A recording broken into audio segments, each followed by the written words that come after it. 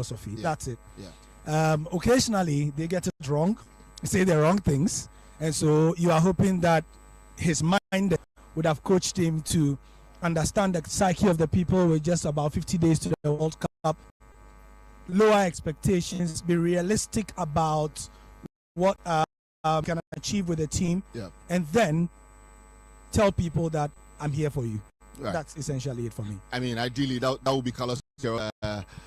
Press conference. We want to hear the right stuff in there. One thing I do not want to hear at this press conference, though, is this is not Matrai Makwe, because it's such a bad omen in Ghana football, and every time someone says it, it doesn't work out. The last two times, one was with George Free at the Ghana Football Association elections. It didn't work out for him, and Keto Kreku, the president, also used it when Milovan Rayevac became coach of the Ghana football, coach of the Black Stars.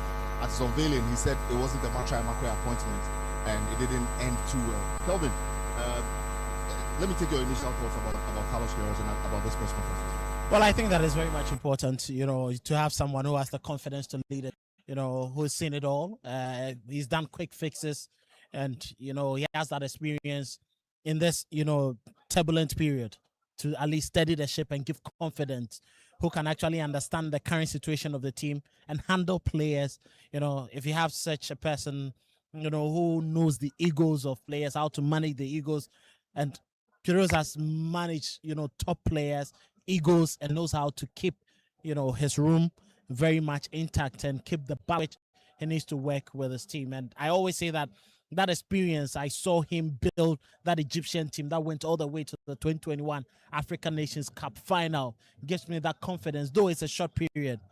He is a man out of the many that I think that, he can work very interim to at least possibly get Ghana of World Cup we would have wanted with this not too, quality squad as compared to previous squads.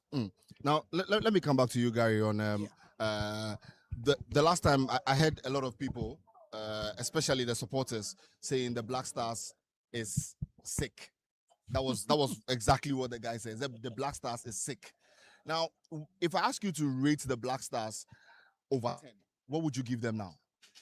And what can Queiroz do in the different parts of the pitch to try to mend some of the problems on the pitch there? If you ask me to rate them over 10, I'll immediately draw from the continental ranking, the top 10. Where we are right now is more away from the 1 and closer to 10. And that is exactly where we are. Yep. The ranking does not lie. Yes. So for me,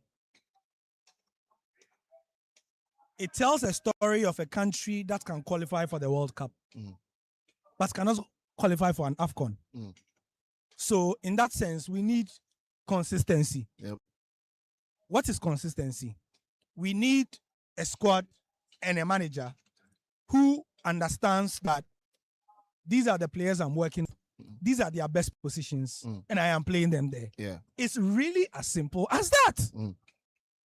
We can go through all the jargons and all the jingoism, and it is as simple as set of players. Otuado assembled a set of players and took to the 2022 World Cup. I said at the time, you could not go anywhere in the world and get a best 20 out squad. They literally were our best. Yeah. How we prepared and played that team is another question altogether. Yep. And it has been the problem since. Yeah. So we know that if they are all fit, we know who the best 20, at least the best 20 should. Yep. The rest are just add-ons that can be different based on the manager. Yep. But we know who our core team should be. An 11, a substitutes bench. We all have a fair idea. Yeah. And so if Carlos Queiroz can identify the best, let it that he is playing them in their best positions. Yep. And let us say and hear that it is the players that are not giving too much. Yep. That's a different conversation. Yep. Like Otuado, there was a widespread belief that even he did not know what he was doing with the material that he had. Yeah. Then we have a challenge. Yep. So it is true that time is short, but it is also true that a lot of the work has been done in the previous 2022 to 2026 for him. Yeah. So we know what our players in Europe and elsewhere are doing. Yeah. We are keenly aware. We know that tactically, there are players that can process instruction to a point. Yeah. What is left was always going to be somebody with the experience to whip them in line in a short time. Yeah. That is what Kelvin said. Yeah.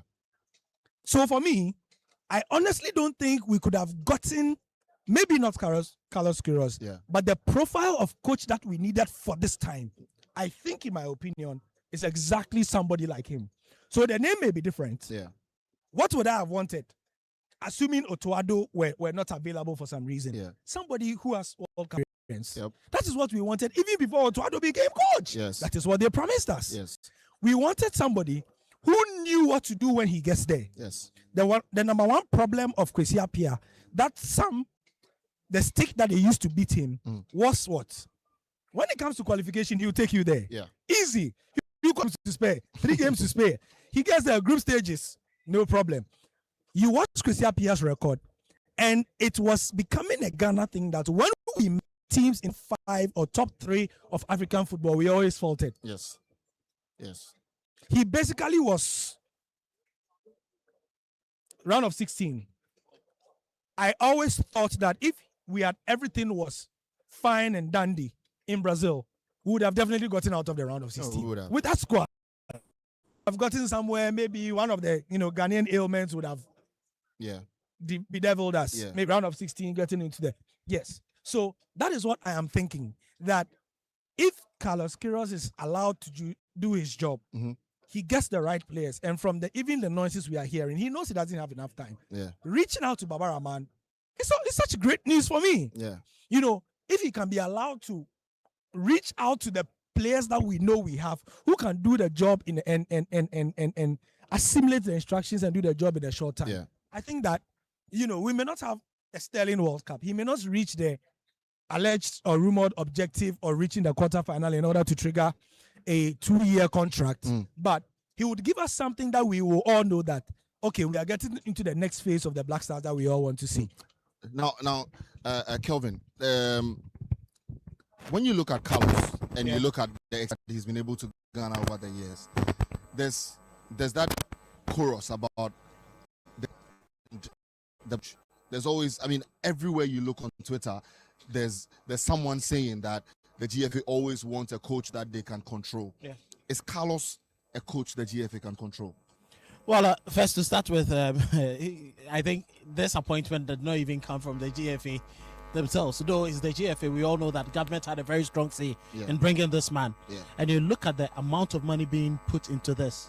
It's his expertise that we've gone for. Yeah. We trust his capability. We trust his control. Yeah. We trust his command. There's a reason why we are giving him that much, up times 2 of what Otoado was receiving. Yeah. It means that we are giving him everything, and even pedigree, he knows he cannot come and disgrace himself. Yeah. If he wants to succeed, then he shouldn't kowtow to anybody. This is the same person who was bringing Mustafa from Galatasaray, take it then, to the Egyptian team. Many questioned him. He said no. He took Zizou from the local league. They were questioning him. He said no, I need him to play. He took Mamouche and Trezeguet, who were very young that time. 4 years ago, he took African Nations Cup and they delivered. Yeah. And I'm sure with him, not even a single soul will get close to tell him, I want this player in there. Even with Otoado, we heard that he made a very definite call that certain players, he did not want them in the team. Yeah. How much more someone like Carlos Queiroz? And let's not forget, this is the man who boldly defied, the noise around the Portuguese team and put Pepe in central field because he thought he was going to do a very decent job for him. So I think that, yes, we have a man who is very much bold, who decides to take the shots himself and will not listen to him. Yeah. People may try to advise him of things, but I think that for how widespread he's coached, if you go to Iran, if you coach the Portuguese national team, if you coach South Africa, if you coach Egypt, I'm not sure Ghana should be an environment where you shouldn't survive. Yeah. And he's a man that I am very much sure will stay strong to his words and his decisions and will not allow influence affect him so much. All right, Gary, that will bring me to my question, and it's been baffling me for a while. We could go to the World Cup, we could see that Queiroz has there will be certain variables that might not work in our favor, and we might not get a final that should get him that 2-year contract. Sure. So, in that case, what then happens? Do we still terminate the contract because that is what the initial thing says, or we can just find a way that he stays on and continue what he's building? I like the first part of your question. Yeah. Because it will determine the second part. If match day 1 against Panama, match day 2 against England, match day 3 against Croatia, for some reason we are not able to get enough out, but everybody's eye can clearly see that there is something brewing in this sport. And then again, it will start from the first game against Wales, the pre-tournament friendly against Wales. Then there will be the Mexico game on the 22nd. Then we continue from. Should that happen? Should those games happen? Let's final game. You know there's supposed to be a final game apart from these two. So if we have these 2 games, these 5 games, 5 games are enough.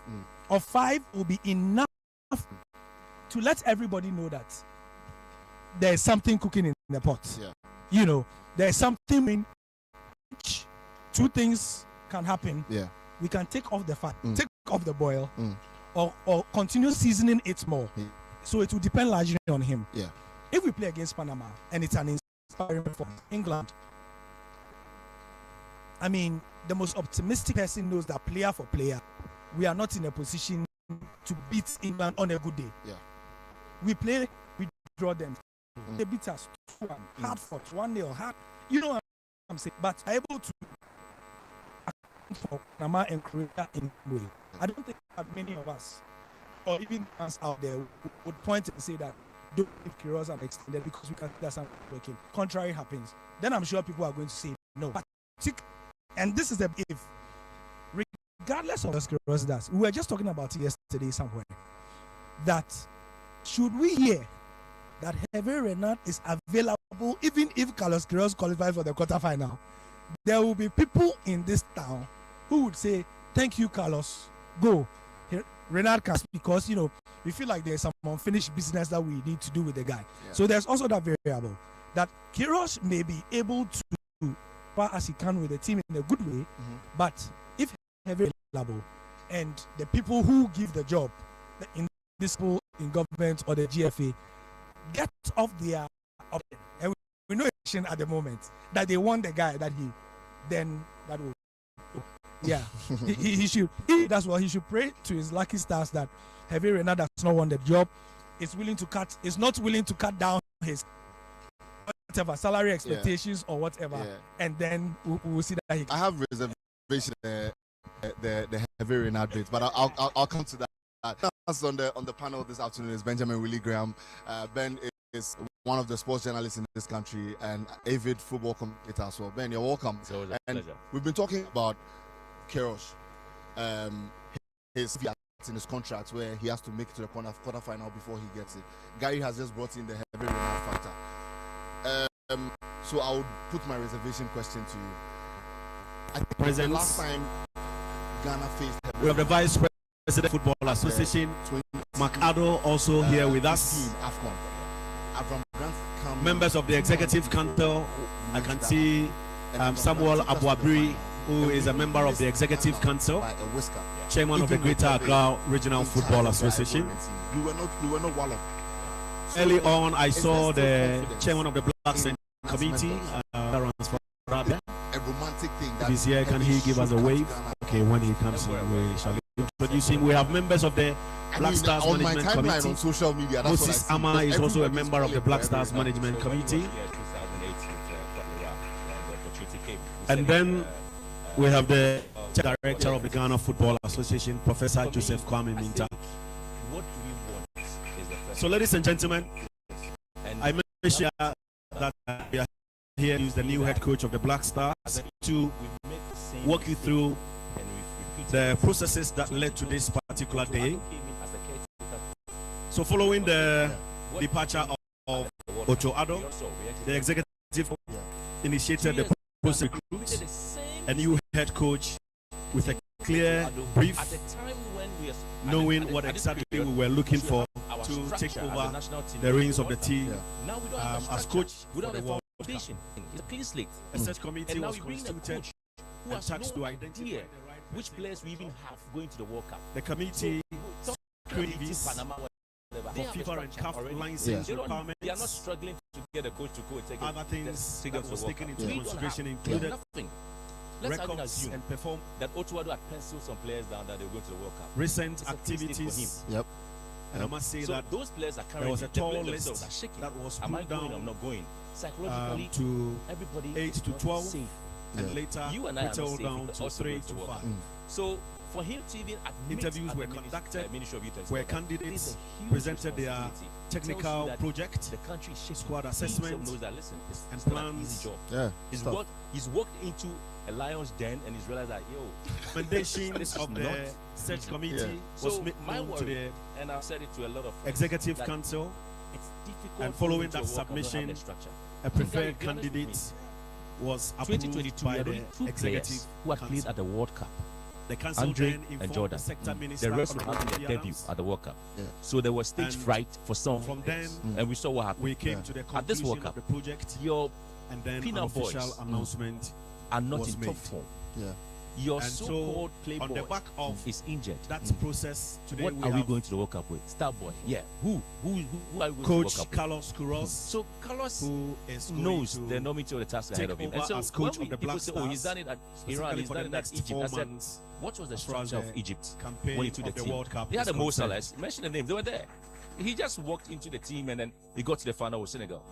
Ladies Iran, and gentlemen, may I They also may have mention had the that structure already. He just walked in and got Coach the job done. That's Carlos why it was a Queiroz, very much short romantic period with in them. conjunction But in our with case, the guys, Football let's Association face it, leadership, we've have dismantled agreed to everything. bring in 5 And new somebody said staff when the members to players got support to know his that work, Otuado and had they will be exited, working some as of them were backroom like staff shocked, like members. wow, because 5. after the match, some of them were already As we packing go to along travel. in the coming and then they days, got the news like, the yo, Football Association will shocked. make an official announcement regarding for their me, names it's like and their some of them specific are already roles. imbalanced psychologically. It They is don't also know worth whether they are mentioning going or that- they're not going, and you don't want to put yourself in this situation. Yeah. So even if Hervé Renard was the one we had appointed, That he was when facing the the- same issue Yeah. because there's nothing on the table. And they include So in my mind, Abdul press conference. My press conference would have been after the Wolves game. Okay. That would have been when he would select his.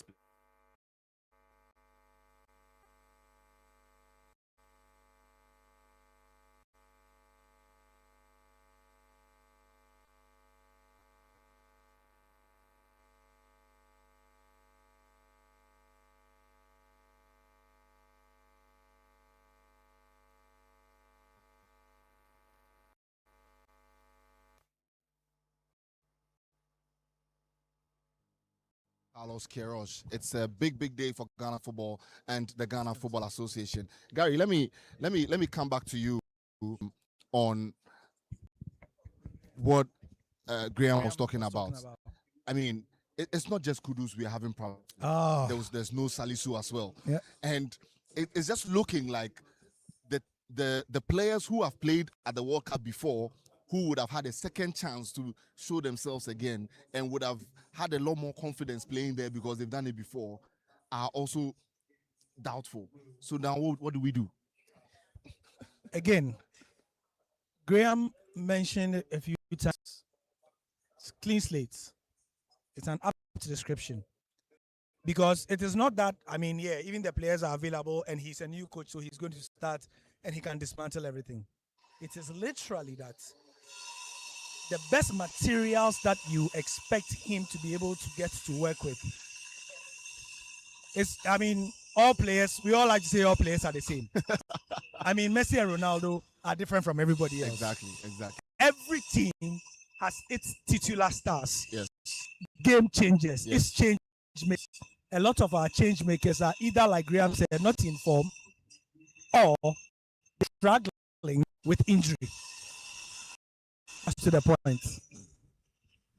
We have seen coaches go into tournaments like this with this situation. Yeah. They have come out smiling because they have done magic short period Yep. with teams that nobody expected, and so we say they were underdogs. Yes. Yesterday, I was just watching the documentary of Ronaldinho on Netflix, Yes. the one and only. Yes. And it took me back to the differences between 2002 and 2006 World Yes. Cups Yes. with the Brazil squads. Yes. They had a decent team with Ronaldinho, a fresh-faced kid, Yeah. but playing with a galaxy of established players. Yeah. But still, because of how they qualified, there was little expectation. Yeah. Scolari said he put a team together that played with joy and happiness. They were able to get a job. 2006, everybody and their mother expected them to win the World Cup. They Yes. did not. Yes. Hugo Bruce, when he sacked the players for Cameroon and everybody thought, he then went on to win the AFCON. Yes. So we are hoping that this is about 2000 Brazil and Hugo Bruce, Cameroon, Yeah. Yeah. where thankfully or hopefully Panama, England, and Croatia will think, oh, these people have nothing to give them. Then he selects players who are willing the badge Yes. for the shirt, Yes. which has been a problem that we've had. Yes. Then they go and surprise all of us, and we hope so. So, Kwame Juma has also joined us. Kwame, you're welcome to the conversation. I mean, we've been having a lot of talk about Carlos, the FA, the team in itself. But talk to me about your expectations before we move on. Not much, to be honest. I'm looking at the materials available to us. I'm looking at the teams that we're going to be competing against at the World Cup. And I would say this team is not like teams of old, where before they kicked the first ball, you had a certain level of confidence and belief. This one, I want to take it one game at a time, and then we'll see what happens. Well, you heard the Juma. So the press conference has already started. We'll be getting there and linking you to what is happening at the press conference now. Already I can hear Communications Director of the Ghana Football Association, Henry Asante-Chum, speaking. And very soon we would link you in there to hear what's happening and also hear the first words of Coach Carlos Queiroz as well. Gentlemen, thank you so much for joining me. And we'll be linking there now, Sporty 106.1 FM. Stay with us, get on with it. And after that, we'll be back with some more conversation.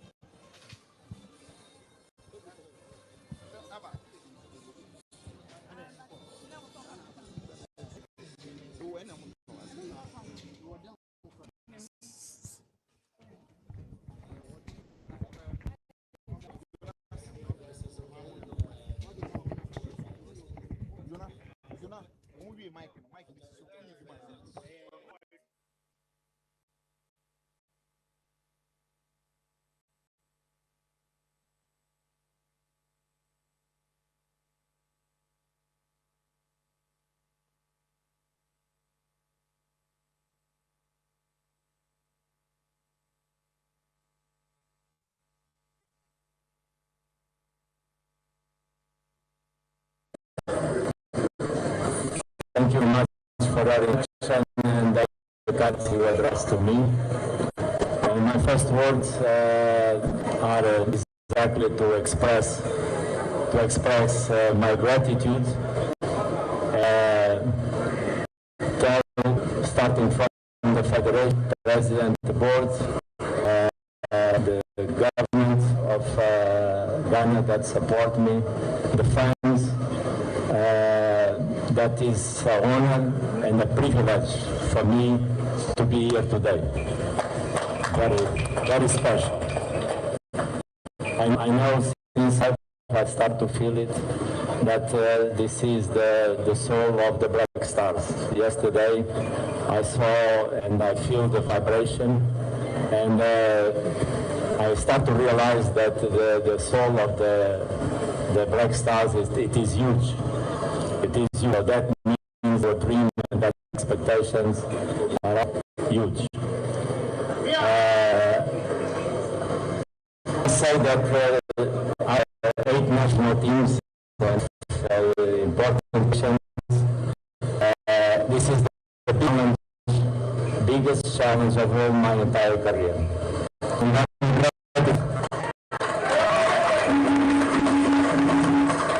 I'm ready for that. I can promise and guarantee to you that I will bring 40 years of my knowledge and experience to every single decision of Ghana.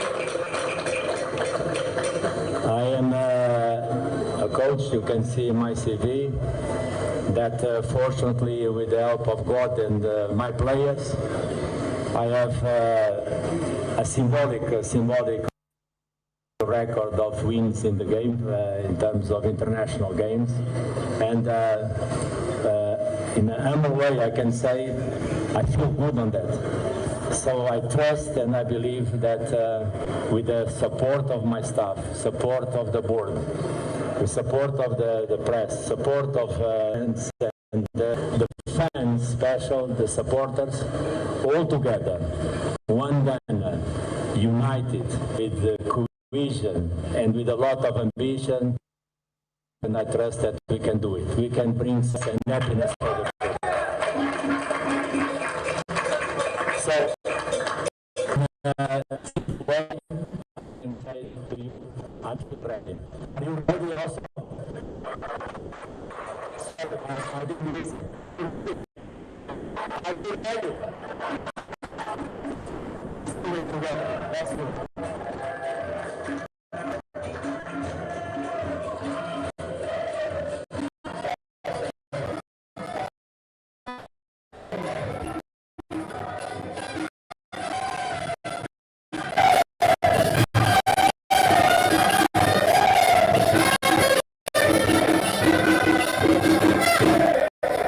Okay, guys.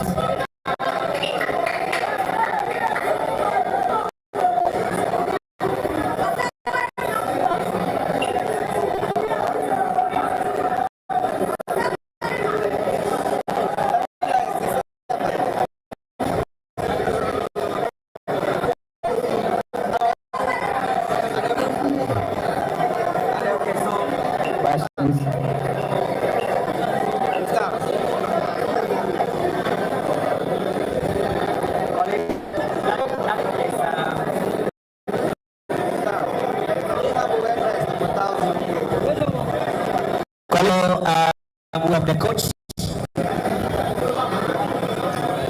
and it's now time to thank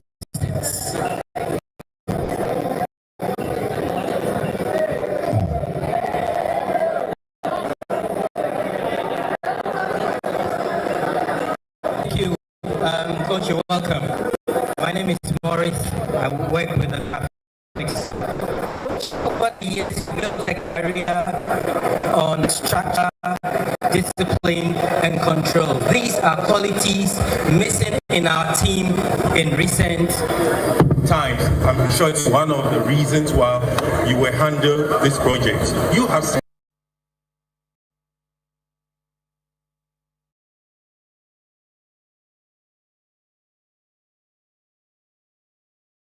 with iron and vitamin A. More Kivo inside, more joy for you. More Kivo inside, more joy for you.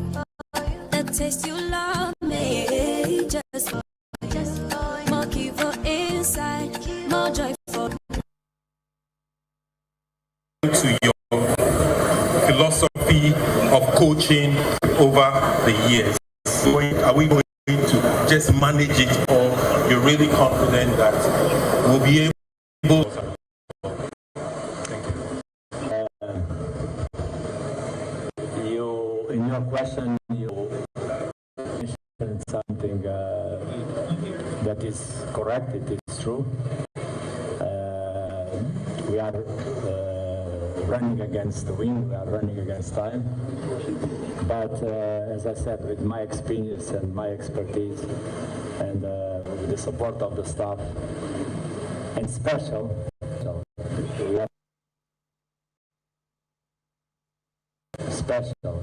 have to talk about that, because they are the most important people. Special. I'm very much confident that we can do it. Of course, this demands a lot of hard work, but it was always my approach. You are left two ways, to be honest. You can choose the easy way. If you choose the easy way, you cannot succeed in football. Or you can choose dart highway as we've been doing now, working 24 or 7 days with the full staff observations, producing an integrity and not in this moment, not lie to ourselves. In order for us to implement a program to prepare our players for the event. So I'm very much confident to your questions because myself and my staff watching the pool of players that can have the talents, I am sure and I believe that we can assemble a team to perform on the pitch. Anyways, so that a little bit question. Not always a group of special players. They can be in the pitch as a great team. But it is exactly what very much because my goal and my target it is from today on to make our players understand that if we play together, if we play with the right mentality, and if we play as a one gunner, we can beat any opponent in this.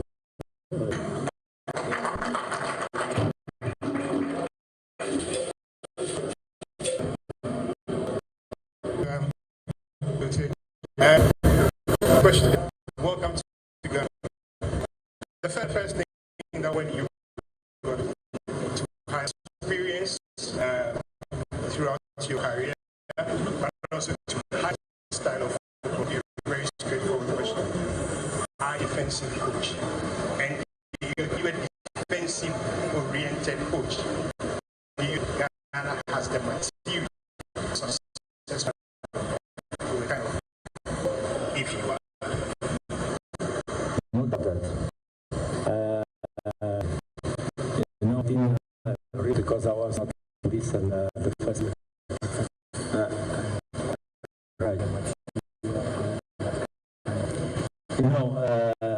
I know that in Egypt, in Portugal, in Iran as well.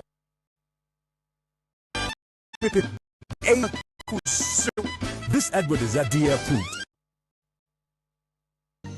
Register free. Choose from over 200,000 vehicles online. Get your car straight from the USA and Canada. Find is Auction Expert. Business you can trust.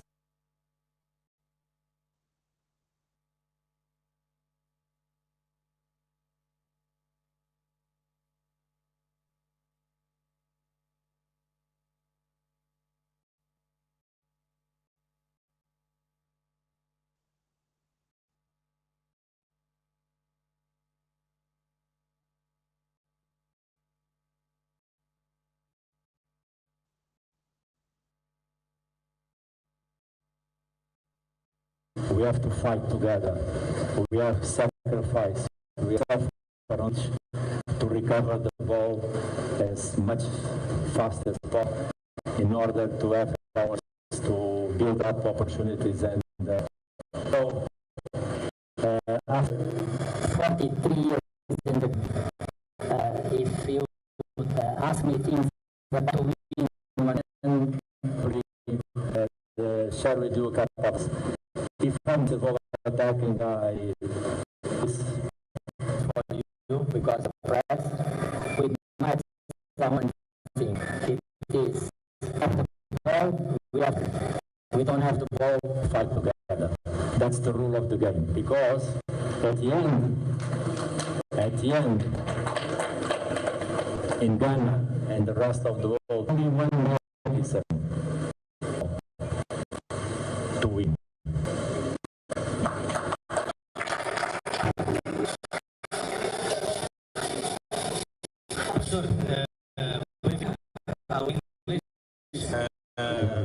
I was wondering what kind of question should I ask you. I remember then 35 years ago, your second World Cup for Brazil, I at the time, its biggest challenge. And you answered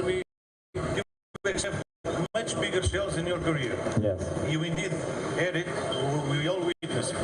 You also mentioned it is the biggest review. I'm asking why. Because you are an African with African roots, training an African team in the World Cup, because of the challenge of Ghana not performing well in the last weeks, or because of, or, which in my opinion will be the fact you have much time to prepare the team. Thank you. Thank you for your question. Yes, I said that is the biggest challenge of my life. There are a lot of complementary. First of all, to play with fantastic reputation, it is always for one coach. And the responsibility is huge. All these people, they like the game and share happiness among everybody. But it's the biggest challenge because simple like that. All the games that I played before, or I win, or don't succeed. I'm not worried with that. For me, it is the challenge for main to pick the next game. And you have to win the game. You have to win the next game. And also, because when you work for Ghana, they don't expect nothing different.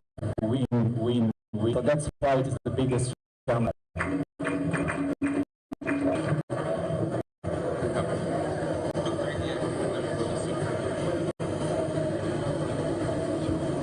Thank you very much. My name is Manuel Saki. I work at Globe TV and New Republic GH. Coach, welcome to Ghana. I'd like to find out at the end of the World Cup, if and decided to give you a long-term contract, willing to take a salary cut to coach the Black Stars?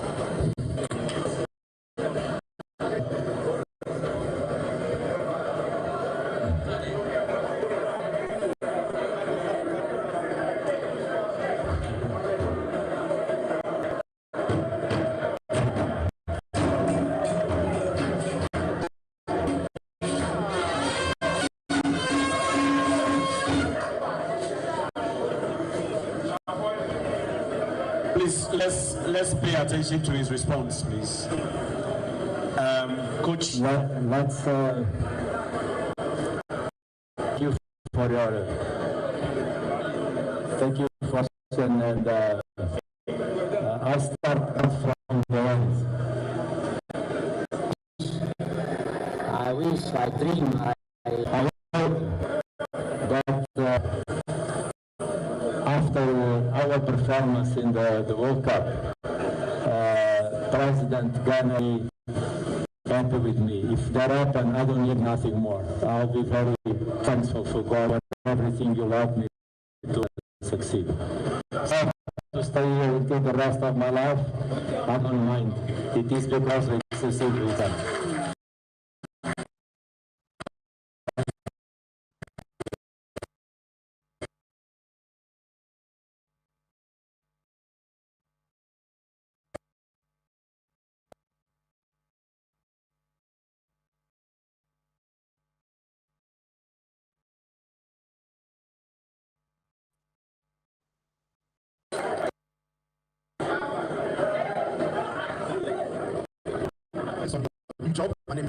I want to ask quickly, you've been speaking about to win, wanting to win.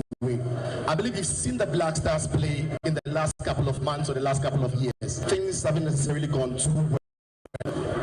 What would you say you've identified as things about the team improve so that we consistently? Well, first of all, as I said before, just pay careful attention now. What we are doing now, it is to make an honest integrity, assessment of where we stand in terms of value of the players, value of the team. We have to know where we stand, to know exactly what we need to do in the next sessions, in the next camps. And the conclusions we're going to make, and part it is to make bringing players and difference exists in the to be sure that there is to be team. That in football and good vision and decision. And what we're doing is to study everything that is related with the past of the team in order to improve. Pay attention to my words. To improve legacy of the previous coach of Otto, that I thank him very much for qualifying for the World Cup. So that's our.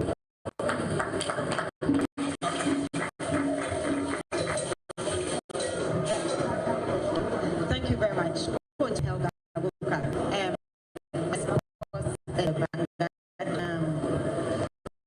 what you can like really, if you look at how the team is looking now and the fact you have limited time.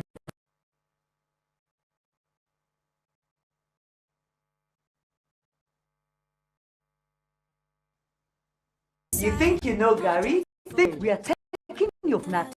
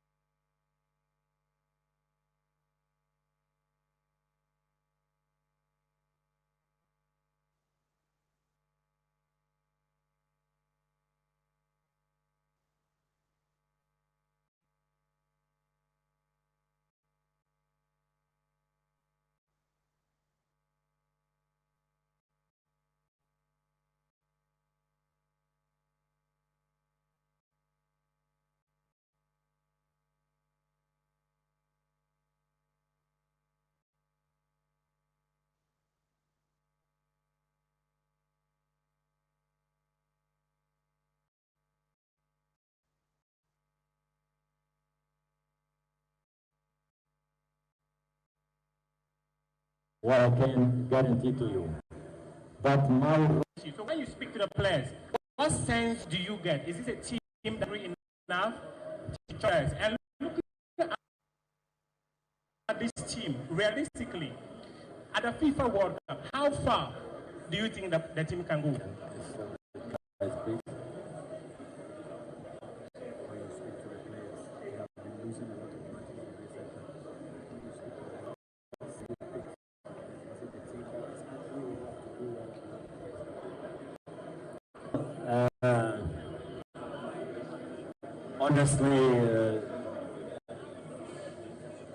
Honestly, I need to contact with the players and be more close with the players and the team to be sure what really are the feelings about those issues. But one thing it is true for Ghana that I coach. We train every day to win. We train it to be strong from the mental, technical, and tactical point of view. And I have a strong belief from my experience. When the players, they cross the pitch, and they know they have a team behind them, when they know they are part of a strong team, when they go inside the pitch with a strong belief, desire,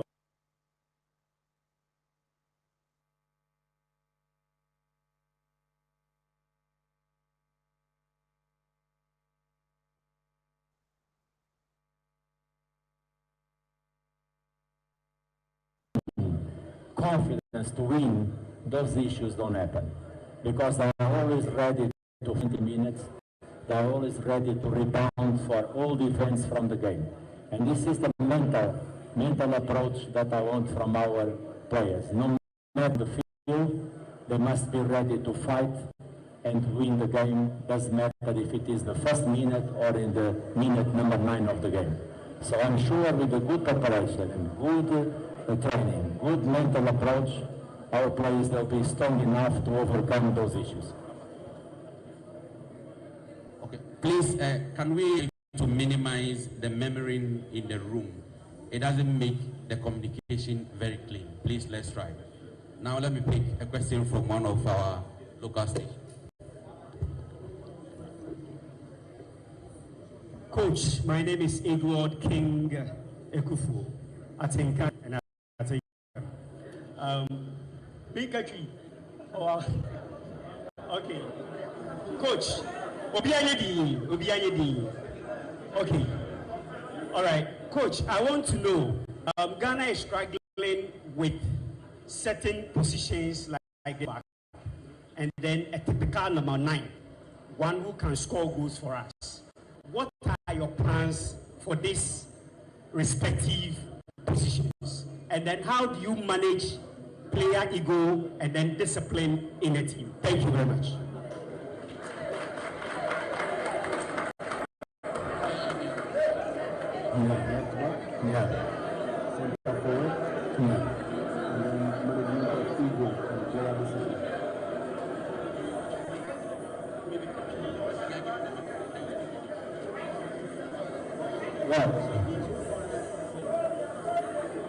Okay,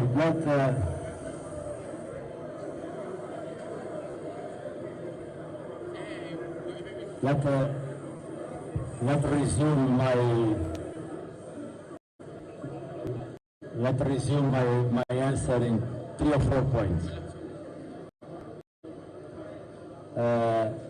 Number one, that everybody that works with me knows that with me, nobody, it's above the team. The team is the best and the only player that's important for me. I talk about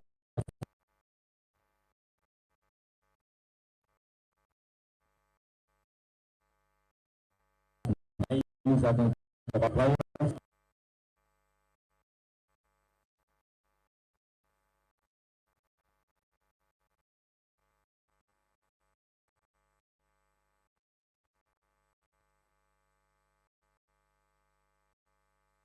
Of Ghana team. It is the most important player of our national team. Secondly, I don't think this issue of egos, it is really so special in the game as sometimes they outside.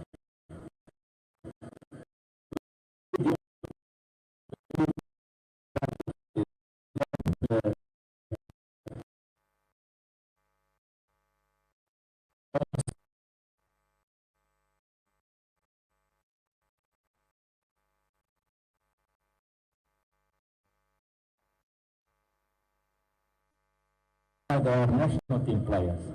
My job is to put them together, at the service of the team. That's the job of the coach. And finally, you ask me how I do that, and it is simple. I'm gonna do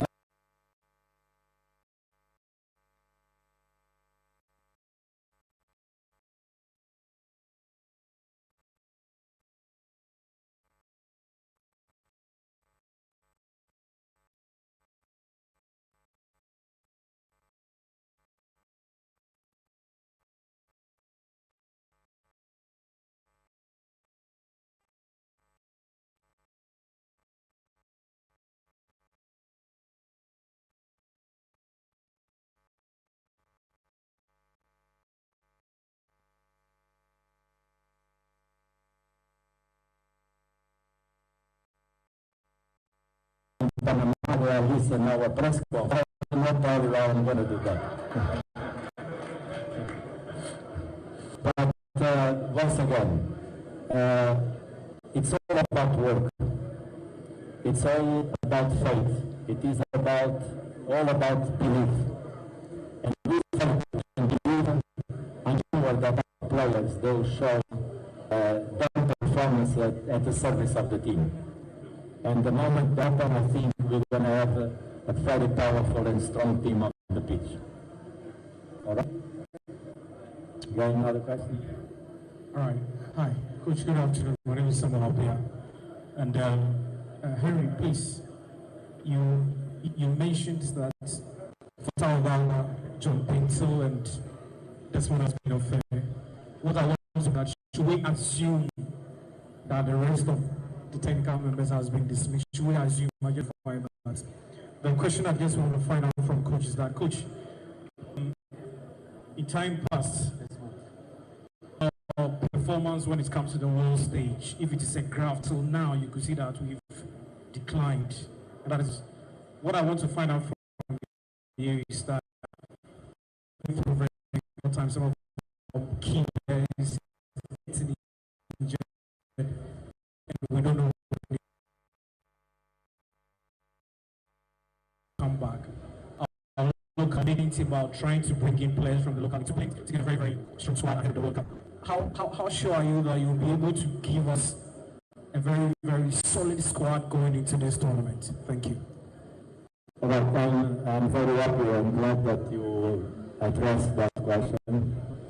I propose that the way we will try to overcome this issue timing, it is simple. As you should know, because I didn't have time to go to every single club, every single match. That's why I don't have time to go to every single game in Europe. We have one team behind the scenes that is working very hard to collect all the information about the teams and the players, even the foreign-based players. This is one team. I arrived here today and recommendation of the federation. We have a couple of training sessions with the top players, and the most easy way for me to make an observation related with the potential players that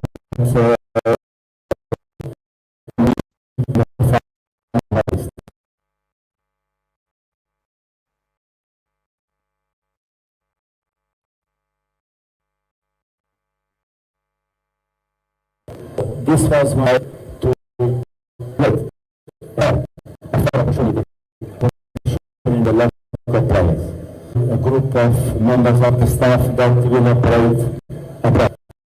At the end, we're going to join together all the information to make the function. Okay? Thank you.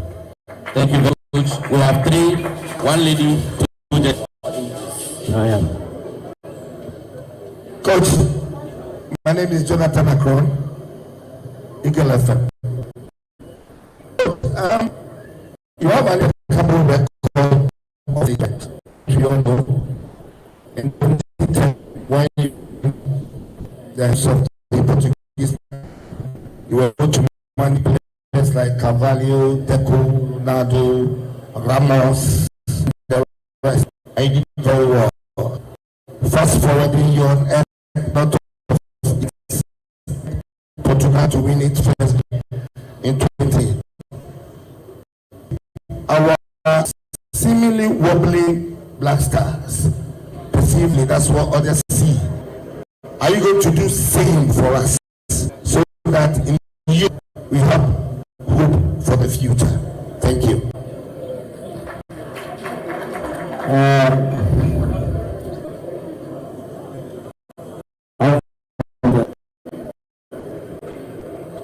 I understand. Can we be quiet? And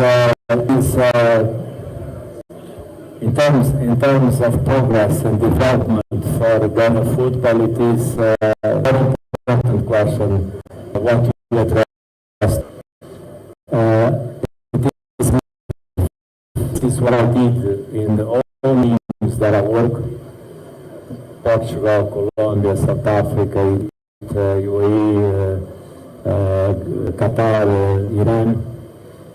The duty of a national team coach, it is to have the hands in the present and the eyes in the future. What I want to say it is of a national team program. It is not only to manage one way to get the best results in the present, also to create a dynasty of players that after the United States, we know which generation came in 2000. Now there's more cute side, more to enjoy, more to share.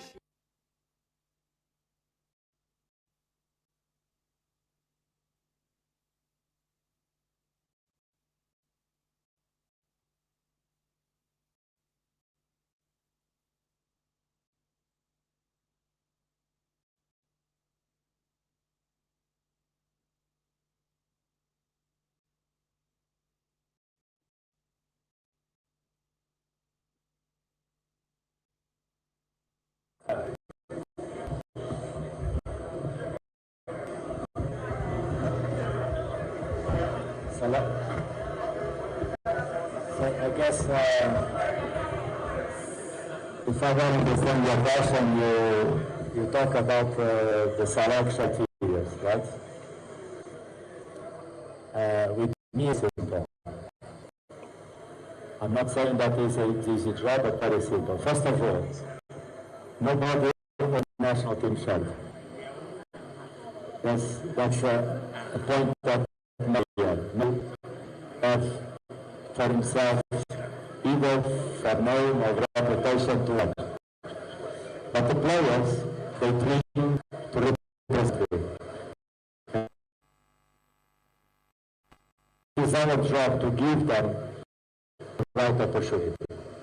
That's why in this short period of time, my concern with the federation was to organize the local players, because I didn't want to go for the final selection without having the opportunity to see them, to be with them, and analyze them.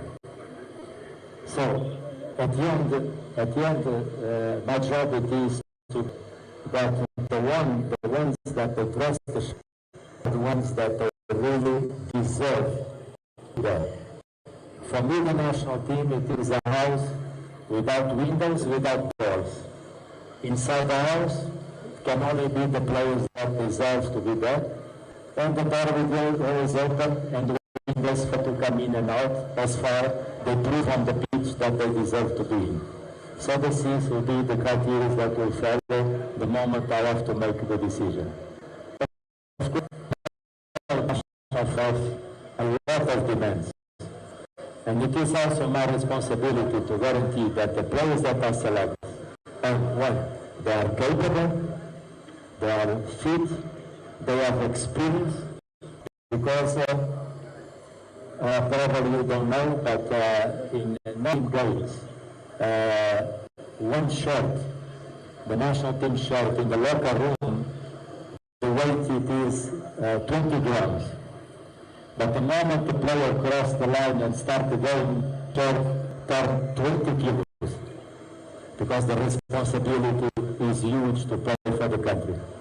So the criteria of selection, they must be very well determined, taking consideration the performance, the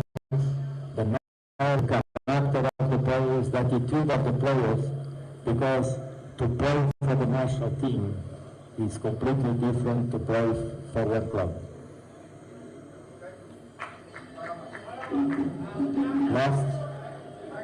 Last question.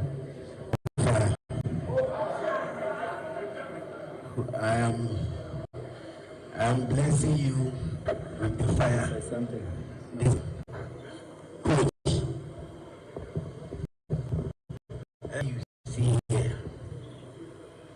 everybody is laughing and very happy. But if you fail, they will fire you. So you should take that note. Okay, coach. Ghana must win games. We have to win games. The Black Stars must win games. We want results. And coach,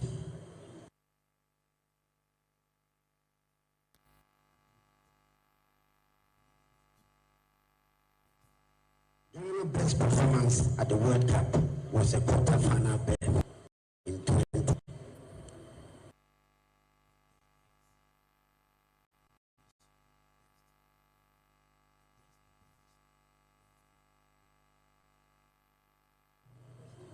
And you think it's good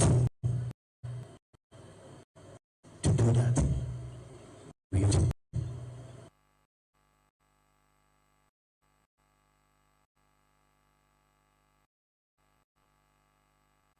Get far.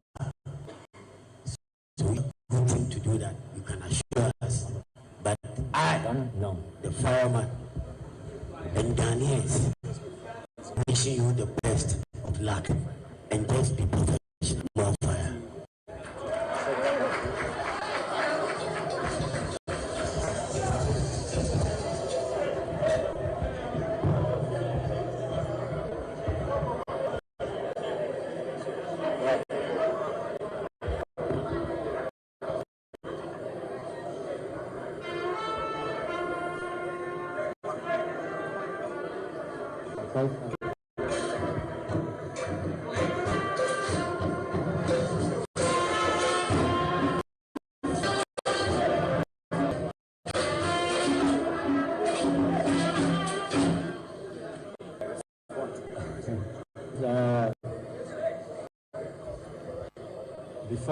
Before I go straight to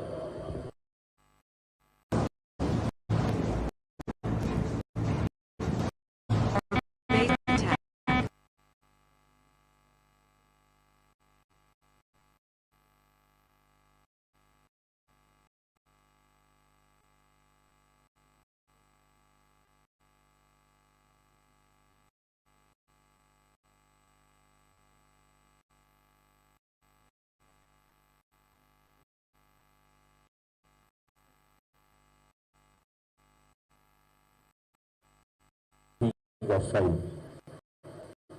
That thing of faith doesn't exist in life. In life exists the opportunity for us to be better and better. And that great man, that when I say the name, you know, his name was President Nelson Mandela. He told me, when we lose, we win or. So I take this word as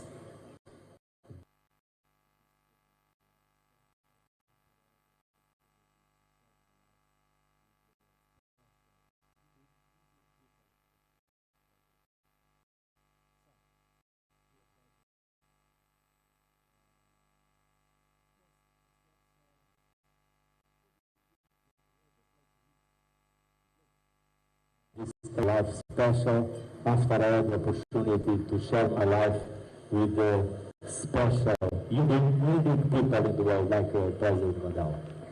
So, answer to your question now. Of course, all the teams in the world they play to win. When we start to play against Panama, we have a coach, we have players, we have emotion, we have friends on the side that they have the same wish, same desire, the same belief. What is our duty? It is to start that game. Strong belief that we can do it, that we can be better, that we can beat them, that we can finish the job, and when we cross the line, we will be proud of us. If we do that in the first game, and we have the second day and the third day, we can do that. But there is one thing with my players and my team that was that. If you have stars point of view, and this is the case of the World Cup, you cannot jump from the first step to the last step. You have to go one by one, one by one. And this is will be Ghana winning the World Cup. Ghana World Cup, it will be a team ready to beat the first game, win the first game, and then get ready for the second game, third game. And win the help of everybody together, united, one nation, 33 million hearts, but one heartbeat together, one heartbeat together. If the team, the players, they are the nation that we're going to be very strong during the World Cup. Trust me. Thank you very much, Coach. So this question should have been the last question, but we have one of our senior colleagues here, Kofi Asaribraku Abate, with the last question for us.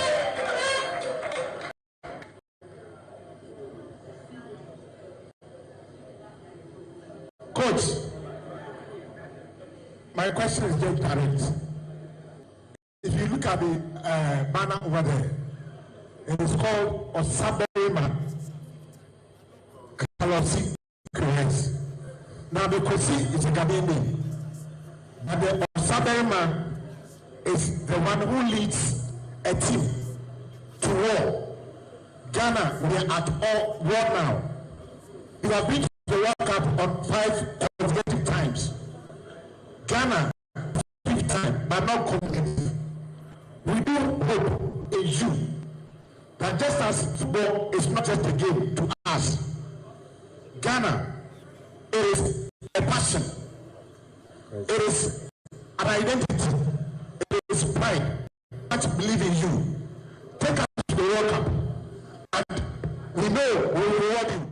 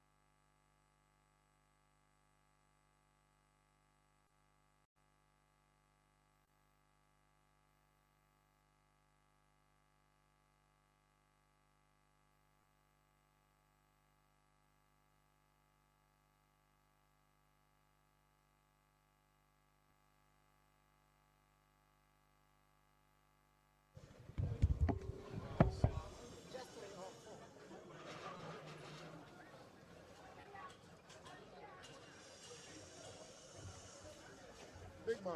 Oh.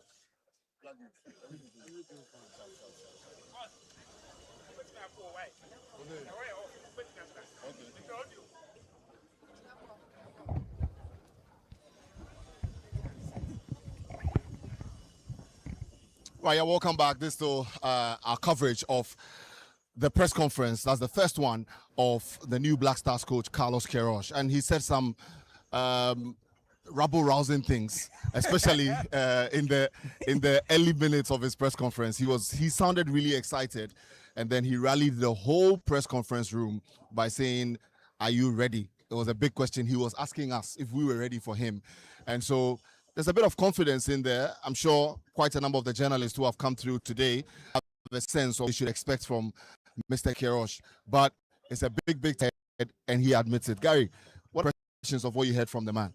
Are you ready? Are you ready? I think that those will be the defining images from today's presser. Yeah. And also, I'm a winning coach. Yeah. You know, I'm a winning coach. Asking the people to rally behind the team, his philosophy and all that, you know. So we said before with Kelvin that it will be two things. He will either be briefed and he would accept to keep expectations down, or he would try to get the people around him. Yeah. I think he over-delivered on the second one. Yes. Yes. And I saw people on the groups that Ghanaians, you don't promise though.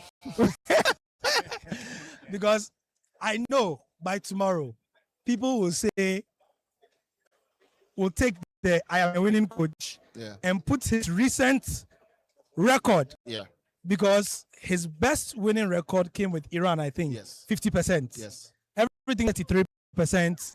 And so people will ask, is this what you mean by I am a winning coach? So yeah, what do I like what I heard? Yeah. Okay. What do you want to do with these things? Yeah. You want to inspire. Yes. This is not just for us in Ghana, remember. Yes. It's for the players who are watching. Yeah. When they are done training today and they say, hey, the new coach came, what did he say? And they see the coach cards. This is what players want to hear. Yeah. It is a far departure. Baggage.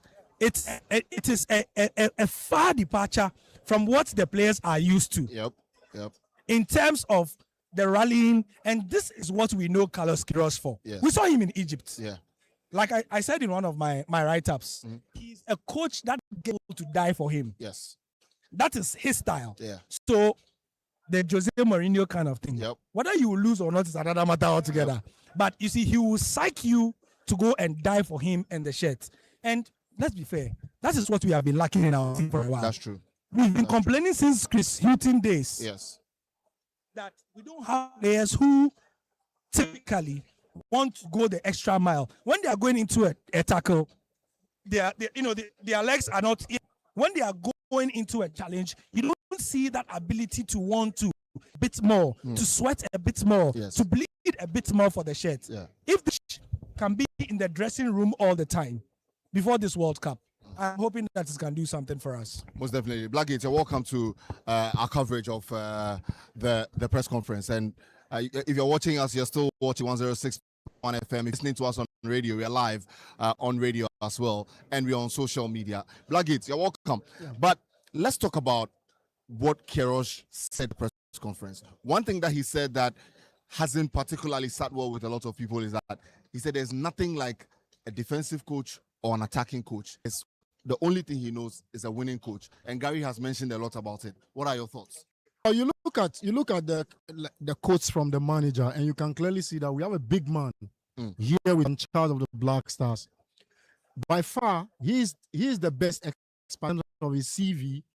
The mantle of the last time we had to this was Avram Grant. Yes, and when he saw what he did post the chaotic incident in Brazil 2014. Yep. Fast forward, he took us to the AFCON in Equatorial Guinea, and we had to lose via penalties in the final rounds. Yes. From there, it became a problem for him because he couldn't edge his relationship with the media properly. Yep. And if there is one thing that the Ghana Football Association clue from, definitely from great of dealing with the press. And now today, we also how the coach rallied everybody. You look at his coach. Are you ready? Yes. To pump up everybody, to get inclusiveness, to get. I'm telling you, so like a politician. It's clear that they pick a clue from him because Otuado was playing. He fell into that trap as well. Initially, he was playing with the press until he had a reality check in the AFCON qualifiers. Yes. And he decided to tone down. So for me, I think the coach he handled the pressure very well, like Gary summed up. Yeah. The way he comported himself, the way he carried himself, he chose his words carefully. And there was something that he said in that press conference that caught my attention. Someone asked him, are you the kind of coach that is coming to build a team for us? Because in 2010, we saw how you carried the Portugal team to the World Cup in South Africa. And then they yielded a result from winning the 2016 Euros. Because most of the players that he took to that tournament grew up and played through the ranks and then matured to win them the Euros. Is he coming to replicate same? His answer was, currently, he would love to build a dynasty for Ghana so that in 2028, 2030, 2032, you will know that category of players will go through the succession plan. But for him now, currently, what he's looking at for is instant results at the FIFA World Cup, because he knows that the results of the FIFA World Cup will go a long way to affect whatever decision that the Ghana Football Association and Ghanaians at large will propose going forward, because it's a 4-man contract. And if they'll give him 1 year, 2 years, 3 years, depends on the FIFA World Cup. So it's clear. He's not here to give young players the opportunity. He wants instant results. So he's going for the big guns. He'll be pragmatic in his approach to be able. He's just going to call on those who will give him the results. And that's the most important thing. For us as Ghanaians, said, you don't promise us anyhow. Because at the end of the day, your own words will be used against you. And that is what will judge you and hold you responsible for. Now, I think that Carlos handled really well was there were questions about how he would set up, who he was going to call, and stuff like that. He simply said that he thinks the opinions are, he can't tell us what he can do. Sharp. And it's true. You know, the bats match tactical as it is psychological. And if I am Panama, I am recording, I am detailing some intern somewhere to watch the press conference, and it will be recorded. I mean, they will get it everywhere on the internet. Cut bits and pieces, or the Panama team are going to watch the press conference in its entirety. If I'm the coach, I'm watching it myself. Pick the body language and discuss it with my team. What is this guy going to be like? Because I've said time without number, for this World Cup, it's a 48-team World Cup. My brothers. You win that first game. I think the percentages, I'm yet to check again, it's like 75% chance that you are going through the next stage. Because in some groups, a draw, 3 draws will be okay for you. Of some form. It might be 0-0s, 1-1s, 2-2s will be okay. So if you want to have 3 draws and you are able to get first 3 points, as for that Panama game, they would know and we would know. Look, it will be worth getting a red card for to win those 3 points in that game. It will be worth it. You literally have to die in that game to get those 3 points. If that is it, we can't give someone a chance.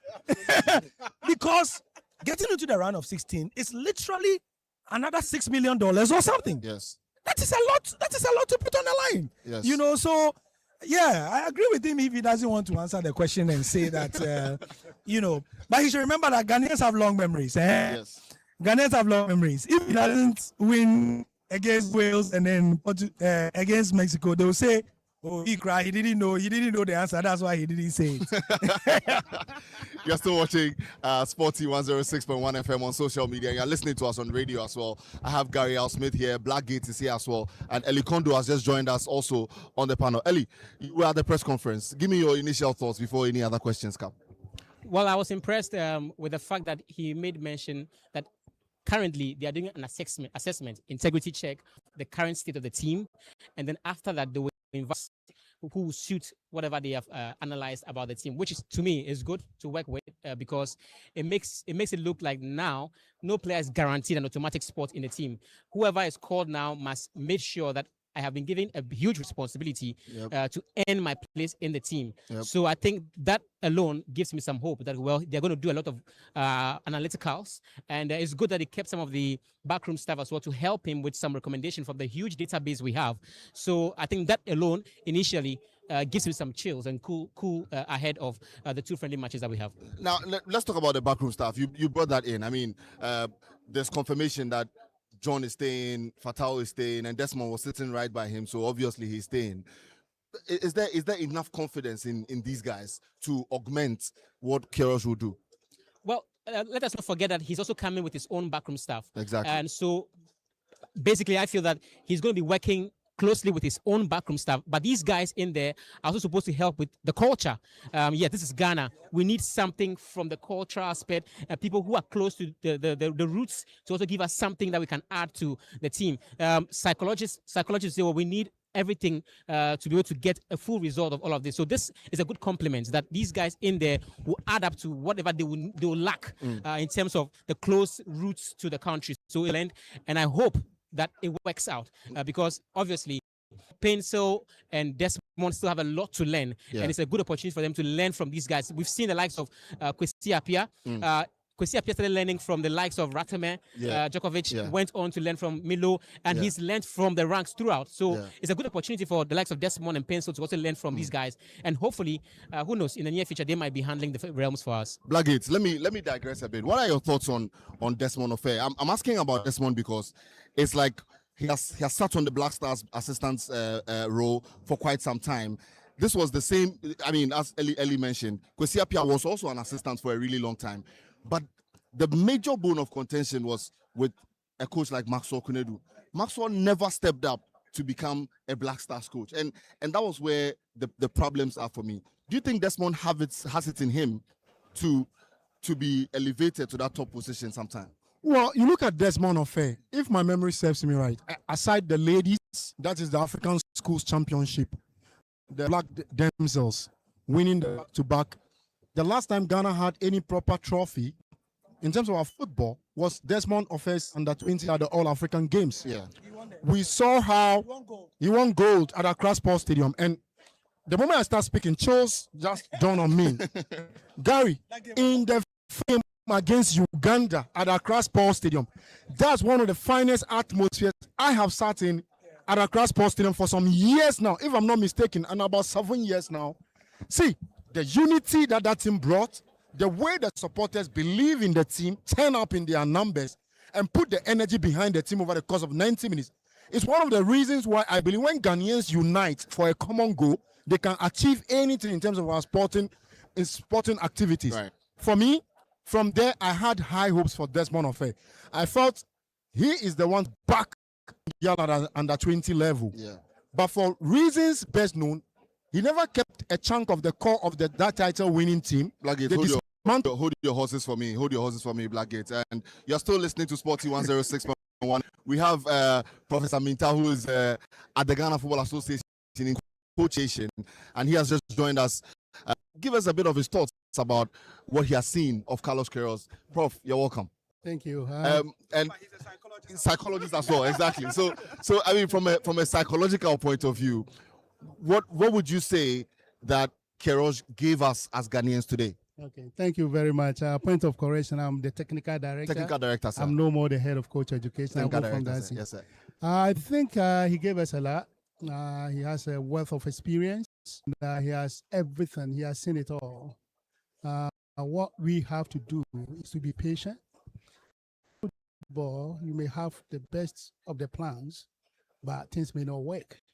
And that's where I am entreating the media and the Ghanaian fraternity, to be patient.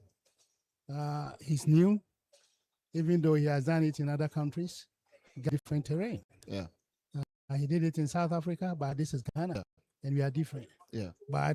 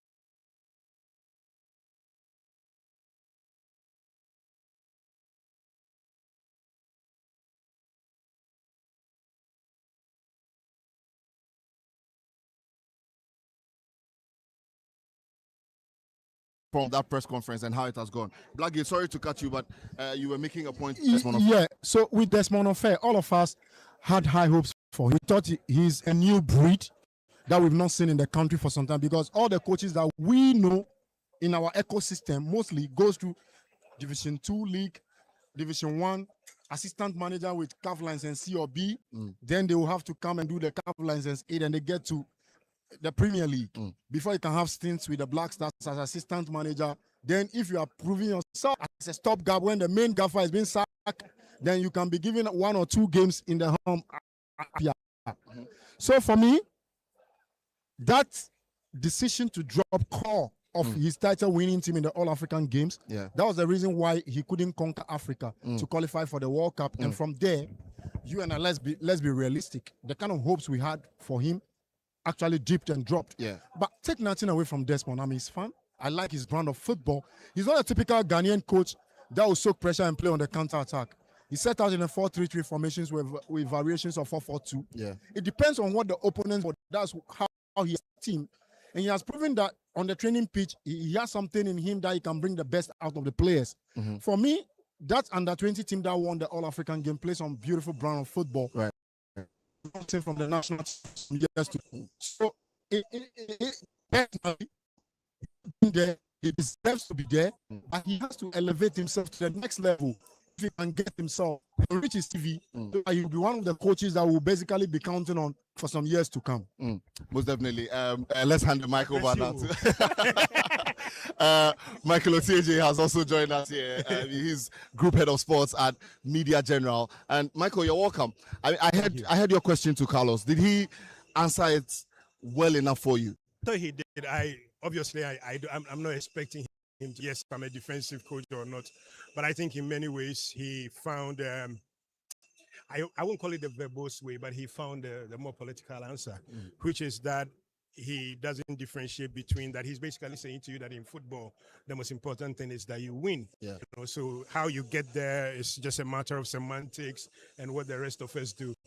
But also, I thought that in many ways, by the time I finished asking the question, I was almost thinking in my mind, maybe Morris had asked the question earlier on when he asked about structure, discipline, organization, and Carlos Queiroz said to him, "You are right on all those fronts." It's very obvious to me that, and you know, based on what he said and everything, that he's more interested in keeping things tight, not conceding a lot of goals. He speaks about how players must fight on the pitch, how the player, no player is more important than these are the classic lingua of coaches who rely heavily. This is like an Alex Ferguson who wants a pack to track back 20 times in a match. It doesn't matter.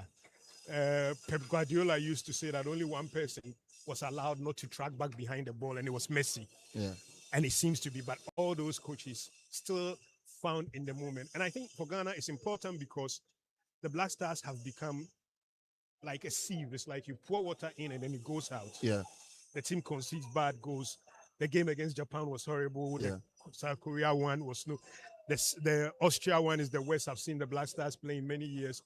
And even the Germany one that Otoado spoke so eloquently about, you know, the improvement in the rest.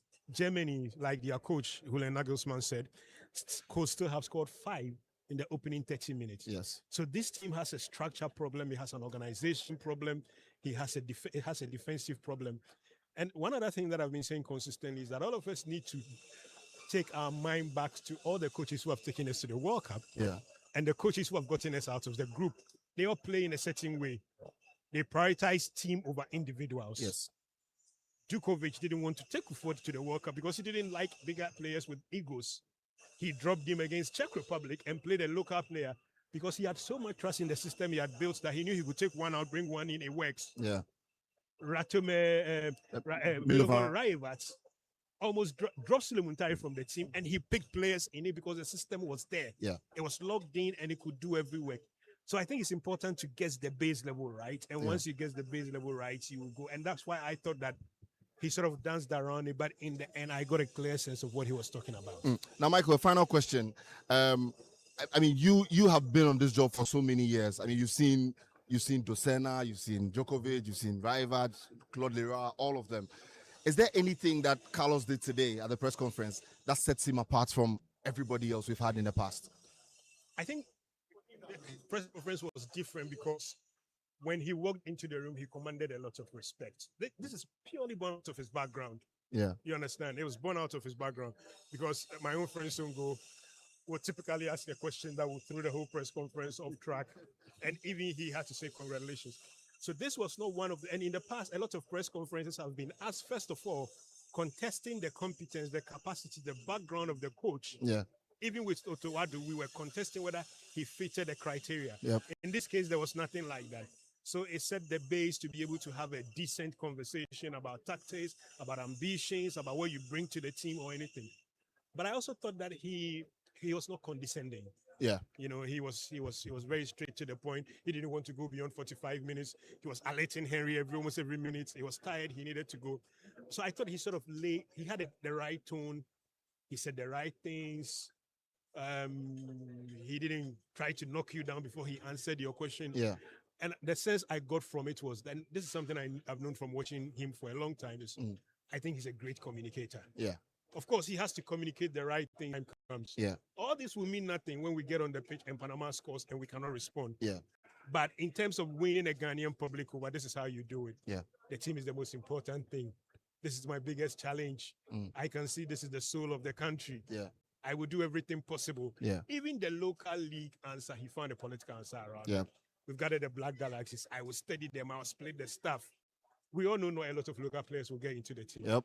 But he's not giving us a lot of controversial points to take back to our newsrooms. Yeah. And turn it to a talking point. That makes his tenure a bad start. So that's why I think that he really did come across as pretty solid. Michael, thank you so much for joining Sporty 106.1 FM. We are still discussing the major pointers from Carlos Queiroz's press conference. Now, Gary, I mean, look, I was just picking out moments from Queiroz's press conference. Things he said that I found interesting was he said the national team is a house without doors and windows, and the people in there are the people who have been selected, and the coach is the watchman outside the house. It's like a proverb. Exactly. So I mean all of these things. It's interesting to listen to him, and it tells you the level of experience he has dealing with media across the world. For me, and I'll say it again, the reason I like this Queiroz appointment is that for too long, our Black Stars players have walked into the dressing room and they don't have a very high regard for the coach there, or they think they know better than him. Yeah. None of our players in this our squad, thank you, who watches this press conference will dare think that they have anything on this guy. Yeah. From the moment he walked the room there, you see how he was in command of Henry. Yeah. He kept reminding him that you said 45 minutes. Yeah. You said 45 minutes. That is what I want my Black Stars players to feel. From the time they leave their teams, nobody should feel like I can come to camp late. Nobody should feel like I can do what I want in my team. So even before he gets the players on the field, for me, especially with Gen Z players, Gen Z players, no. Gen Z players, you have to put your foot down. Else, also. You understand? If you see the guy's CV, do you know Iran? The capital city of Iran is bigger. Tehran. The population is almost the size of the of Ghana. The capital city of Egypt is almost the size of Ghana. Yeah. He has coached Portugal. What are you going to tell him? Yeah. So for me, I don't often agree with the GFA on a lot. Yeah. On this Carlos Queiroz thing. And today, I think he has proven it. Yeah. Like Michael said, even journalists, the way we even ask you, Apirugu is here, Chakapama is here. The way journalists even ask coaches questions in press conferences tells you how we respect or don't respect the coach. Yeah. We saw what we did to Kiakono. Yes. You remember? Yes. It was like they were playing with Kiakono at his unveiling. Yeah. Otohado. Yes. The whole even Milo's second term. Even Milo's second term. Yeah. It was like they were playing with him. Did you see the body language of the people there?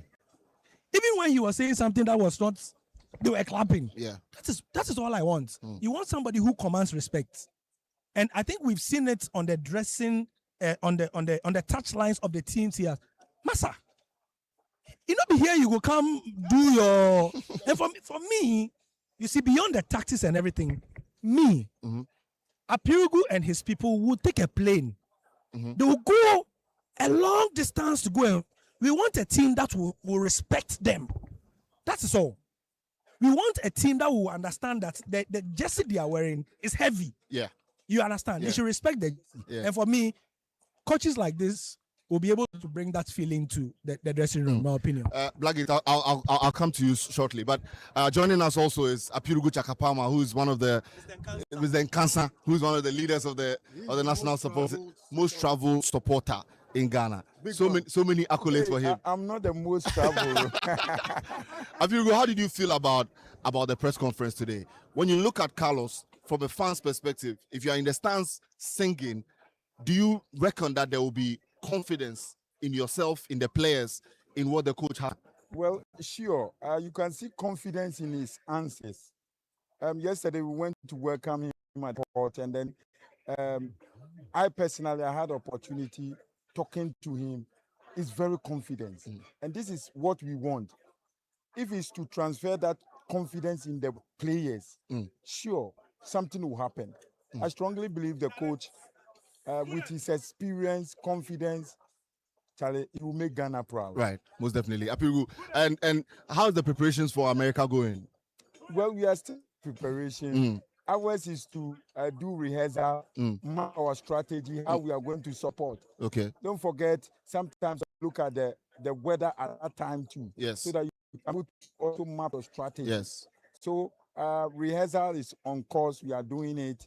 And new choreography, this thing that will make things beautiful. You remember sometimes we have to, our banner, we have to roll it up and then with the name, the sponsorship and then what have you. So we are rehearsing so that the pictures. This time you have to give us something new. Will be very nice watching. You have to give us something new. We want a big blanket, Ghana or something. Yeah. Our leadership, Alaji Polo 4040 and the executives. Okay. We've had so many meetings. We've had so many rehearsals. Yeah. So for sure, we are going to bring out something that will make the TV very, very interesting watching. Fantastic. Thank you so much, Apirugu, for joining us. This is still Sporty 106.1 FM. You're watching us on social media. You're listening to us on radio.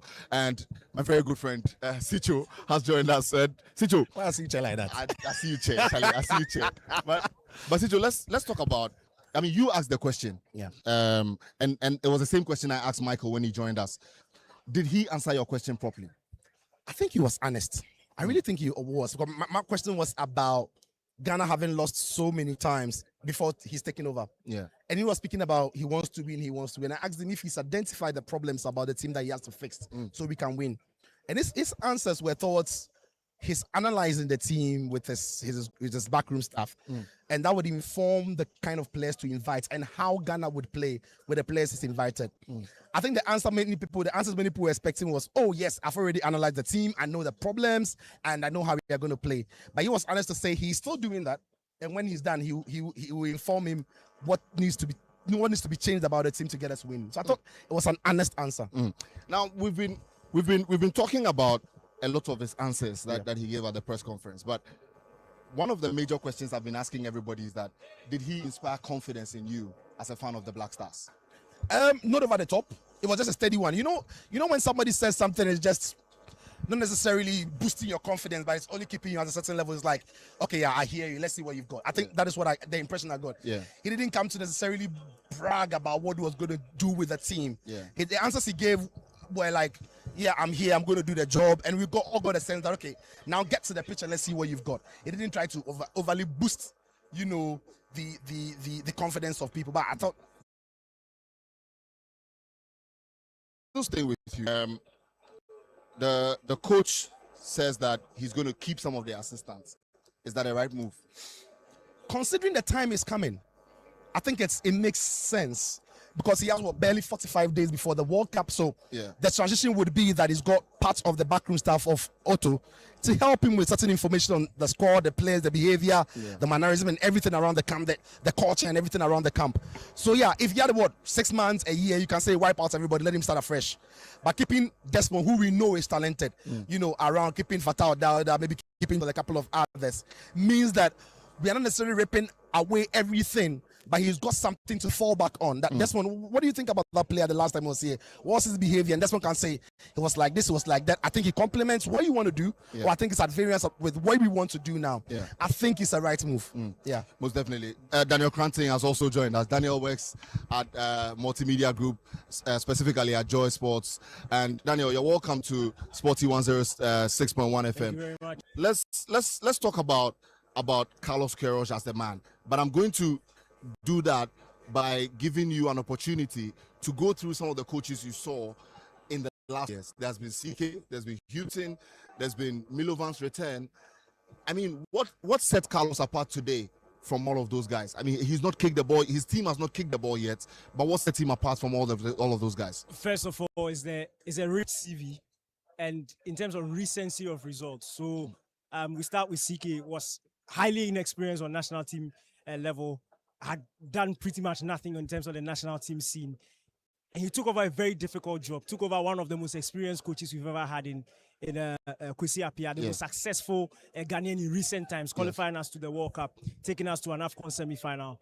And that was very difficult for him. And at that point, we needed immediate results. He couldn't give that. He left in. And then Milo came back. Milo's best results in terms of his CV was to the Black Stars. Since then, he had a very funny period with some of the teams that he was coaching, and he hadn't had the proper recency in terms of results. He hadn't coached in a while, and then came to the Black Stars. So we were hoping, rather than in terms of guarantees, he was hoping that we would be able to get what we got from him the first time. That didn't work, and then the great Otuado came around, the one who dazzled everybody at the GFA with his PowerPoint presentation. And at the point, look, I'm not going to speak against him, because we've seen appointments like that in club football, where the person on paper but doesn't have the experience in terms of on the job.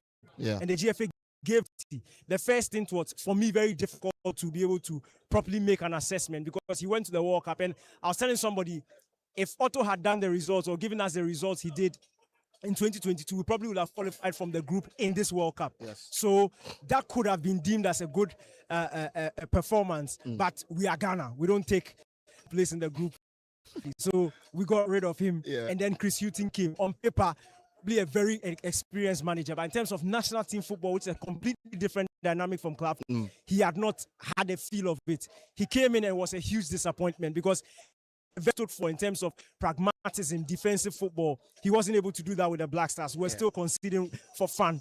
And then Otuado came back, and we'll not even talk about that. But now Chris Houghton comes in, and there's a difference. Just a couple of AFCONs ago, he was the one in charge of them all the way to a final. He had a lot of pressure on him, if you remember, during that competition from day one, from the Egyptians. Didn't play the sort of football they wanted, wasn't scoring goals, but he got the job done. And by the end of the competition, they loved him. He went to the World Cup qualification and again lost out on it on penalty shootouts. But in terms of how he was able to match Senegal, those 2 games against, or those 3 games he played against Senegal from January to March were probably the toughest we had seen Senegal come up against any opposition. So that was a lot of credit in the back. He went to Iran in one of the statistically most difficult groups in the World Cup, with the USA, with England, a very difficult group. And then, obviously, if you're in such a group, it's very difficult for you to come out of it. But in terms of what he's done, the short job he did with Colombia, the work he did with Portugal at the time, sparking what accumulated with them winning in 2016, you can't help but this man and say he's the right person for the job, considering the circumstances we find ourselves in. Short-term job, 4-month contract, somebody to come in, assess this team, get the best possible results he can out of this team, and hopefully for us to emerge out of the group. So I'll give him my support from day one, as I do with every head coach, and it is now up to him to prove otherwise in terms of the results that he gives us. I'm going to ask one question across board, but I'll start with you, Daniel. From Carlos Queiroz would only continue if he is able to qualify Ghana to the quarterfinal. Then he gets his 2-year contract. But if we go to the World Cup, and by certain eventualities, like for instance, like in that game at the last World Cup. You know, we played so well, but we were just undone by a few things. Then against South Korea, played so well, won, then Uruguay. So by virtue of those 3 games, you could just tell that maybe Otoado can progress the team from here. If case with Queiroz, should he stay on or should he still leave by what his contract says? I think they needed to reach certain metrics on the contract just to make it straightforward, as in if you do this, you are getting the contract. Yeah. But I think common sense will have to prevail. If you go to a World Cup and you get out of the group, you reach the round of 32, you qualify, you reach the round of 16, and by some tricks of the draw, you go and meet some France or something and they beat you. Yeah. I don't think you can look at that and say once he didn't make the quarterfinals. What if we don't get out of the group, but we are good?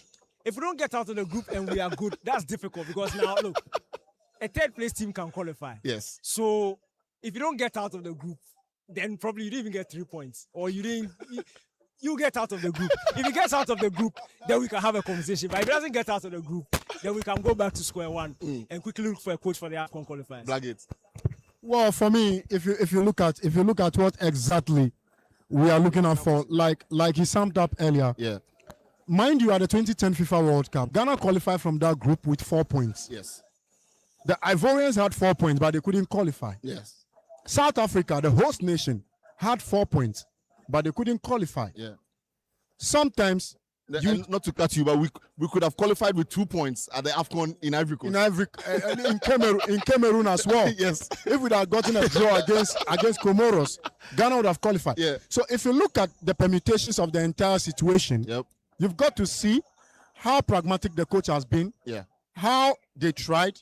Sometimes you can play and end up with 6 points in a group and not qualify. But you have to look at the performance of the team. Yeah. So for me, saying that unless we get to the quarterfinal before you can get that, at the end of the day, it's not going to work. His contract extension will solely depend on the performance of the Black Stars in those games. Yes. If we beat Panama and we should go and draw against England and maybe draw against Croatia and we are not able to qualify, you can't fire a coach for such a performance. That's true. It's decent. So you have to look at the permutations before you end up making those decisions. Yeah. So for me, like he said, it's just things that are supposed to be put on paper, but at the end of the day, common sense will prevail. Right. Sijo, same question. Yeah. I think I agree, my friends here, because look, we need to be reasonable about it. It has to be based on performance. Yeah. We know performances have always not yielded results, but there's a way to lose and there's a way to win. Now, if we go and then we perform well, the display is promising, the players seem to have this buy-in, and the referee gives a very silly penalty and then we lose. And then there's a dubious red card and then we lose. You cannot blame that on the manager. Yeah. So he has to be very calculated. He has to be measured based on all the performances throughout. And let's see how the players respond to him. If the players respond to him and take his instructions on board well, I think he could be the one we will lean towards. But of course, he has to prove us all right first. Most definitely. Sijo, thank you so much for Cheers. joining us here on Sporty 106.1 FM. You're still watching us on social media. You are listening to us on Sporty 106.1 FM. And thank you so much for joining us. My name is Yao Fosulabi, and this is our coverage of the first press conference of the new Black Stars coach. Joining us now is the communications director of the Ghana Football Association, Mr. Henry Asante-Chum. Henry, it's been a busy few days for you doing all of this, making sure that Carlos is ready on the job. I mean, like you just mentioned, less sleep. But what level of confidence have you gotten from Carlos interacting with him in the last few days? Well, I like his approach to work because he knows there is no time to experiment and there is no room for error. He asks specific questions and he demands straightforward answers. Yeah. I think that's the first thing I picked from him. And when he calls and he needs an information, the question is very direct. And he doesn't want you to beat about the bush. It's either a yes or no. You know, and I'm saying this in specific reference to the injury situation in the team. Yeah. He wants to know, is the player ready to play? And he wants a yes or no. So he makes a decision. Yeah. He wants to know what is the current situation regarding player A's recovery. Yeah. And how many days does he have on the road?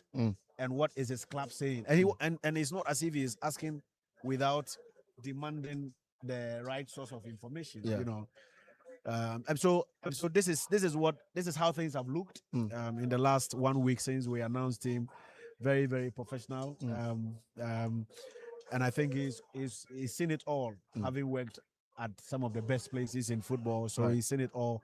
He knows what he wants, and then he's also someone who believes in the recommendations and the people the FA have lined up. Once the discussion started, he made it clear that he wants to bring on board some of his trusted friends, people who have helped him attain results at different places, which is acceptable in football. Yeah. So after a number of days, after a few discussions, several engagements, 5 of them have been approved so far. Right. We will make the official we'll break the official communication in the coming days. Yeah. And there are still a few more who are likely to join. He also wants to increase the numbers in certain departments of the team, and it's about efficiency and results. So once we are convinced that this is what will bring us the results, we are ready to support him to deliver. Now, Henry, let me just get into some, I don't want to call it private matters, but the FA decided, and from what we are told, is some form of a unanimous decision to bring Carlos. What was that X factor for members of the FA to choose him and say he is the right man for the job? In times like this, there is nothing like enough time or small time. Yeah. In football, there is no enough time. Yes. People have come into clubs or teams and turned things around within a few days. Yeah. Others have also come into teams and clubs and struggled. Yes. And we can even talk about Roseno's dismissal, which happened yesterday. Yeah. So that is it. And with specific reference to Ghana, yeah, Avram Grant took over few weeks to the Cup of Nations in 2015, and he led us to the final of the AFCON. But he stayed on and struggled. The 2 years he got to the quarters and exited. Yeah. So the X factor for me was the amount of information and knowledge he has about our team. Right. The amount of information he has about individual players. How he presented himself, and how the volume of work that he did for the interview, sort of things he said. Convinced the leadership of the FA. And sometimes there are people who, regardless of their experience and their exposure, they are very, very flexible. Yeah. They are not rigid. They are people who are amenable. With 1 or 2 amendments, they can still stay on and get what you want done for you. And I think these things were very, very crucial. His knowledge of the team, the information he has, the ability to work, in a difficult situation, and also the fact that he was able to convince us that yes, I may not have been here in the last 2 years, 1 year. Yeah. I believe that Otto has done a good job. Maybe luck was not on his side at some point. We were not getting the results. Yeah. He understands that in football these things happen. Yeah. But he cannot, do or disregard the amount of work that Otto has put into putting this team together. Yeah. And he's here to continue from there, even though his approach may be different. And he also, I think, yes, at some point he also spoke about the fact that in going for a tournament for a national team, you do not need 6 months to prepare. Yep.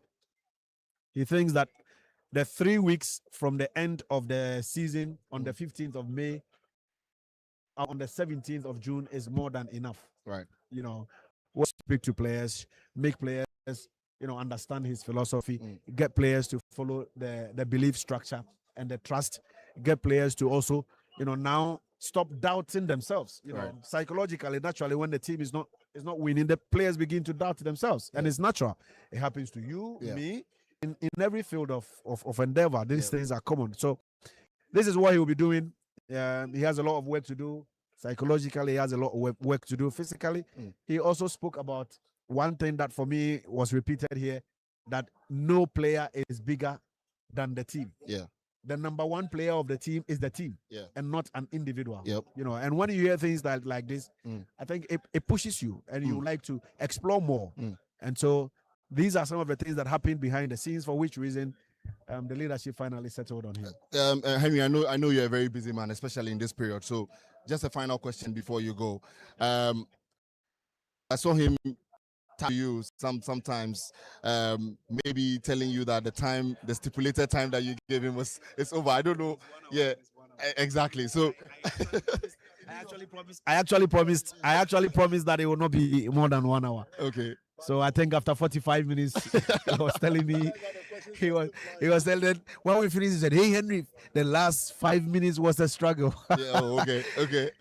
So I regardless of wherever he's been and his age and the places he's coached, he's open to suggestions, and I think it's something that would help us a lot. Henry, thank you so much. It's been a pleasure having you on Sporty 106.1 FM and joining us also on this panel this afternoon. It's been a treasure trove of journalists who have joined us on Sporty 106.1 FM. Kennedy Boachiansa is one of the senior journalists in this country. When I started off in 2014, he was one of my bosses at the Ghana Broadcasting Corporation, and he's joined us here.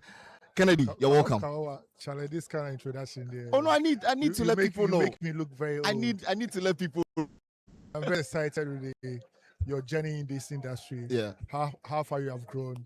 Anytime I see you on the airwaves, I take a lot of pride that at least some of the input that we made in you didn't go waste. So I'm extremely happy that you are where you are now, and I pray that you go a step more further. Right. Thank you so much, Kennedy. Talk to me about Carlos Queiroz. I mean, you are at the press conference. You've been at many press conferences of new Black Stars coaches. Talk to me about Carlos. How different was it for you? He brought a lot of confidence from the way he spoke and the way he addressed the media. It was as though that he's been in Ghana all this while. And that also tells us that probably he's read much about the country. He knows much about the country. He knows the quality that we are made of. Just that the quality we had in yesteryears cannot be compared to what we have now. But once we've been able to qualify to the World Cup, we didn't qualify on a silver platter. We worked out to get it. And so for a new coach to come in with the kind of confidence that he showed at the press conference, it gladdens my heart that of all the CVs that came in, the FA saw the need to choose him. Most definitely. Now, when we talk of experience, is this what they need at this point, given how the team has played over the last 3 or 4 years? Is Queiroz the one we need with the wealth of experience and the level of respect that was given to him in the room? Well, I remember back in 2006, brought a 68-year-old Ratimer Dukovic in January 2006. And we saw the performance of the Blasters. For him, the stakes are quite different because Dukovic had a lot of time with the team. He qualified the team to the World Cup. Yeah. For Queiroz, the story is a bit different.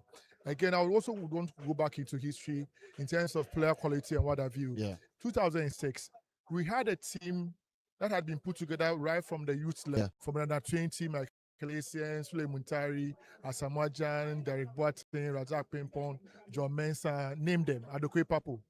These are guys who had played together right from under 17 to the under 20.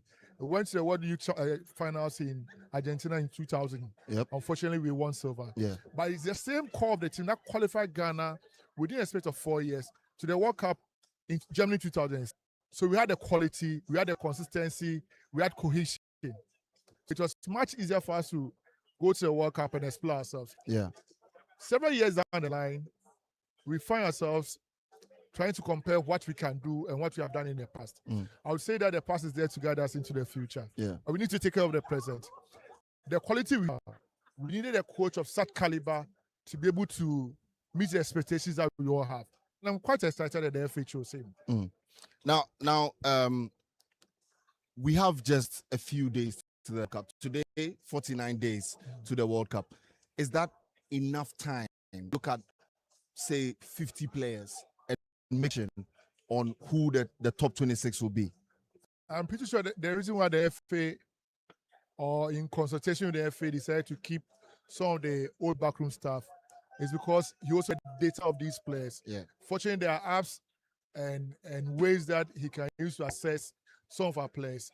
I mean, you don't need to watch it. You don't need to go to a stadium to assess two of the players. And it's quite refreshing on the he made about the local game, on the local team. Yeah. Fortunately, the FA saw they need to camp about 32 of our local players who are currently in camp at the Alisa Hotel. Okay. So he's going to have an opportunity to assess some of these players. I can say for a fact that Benjamin Asare has an automatic spot for the World Cup.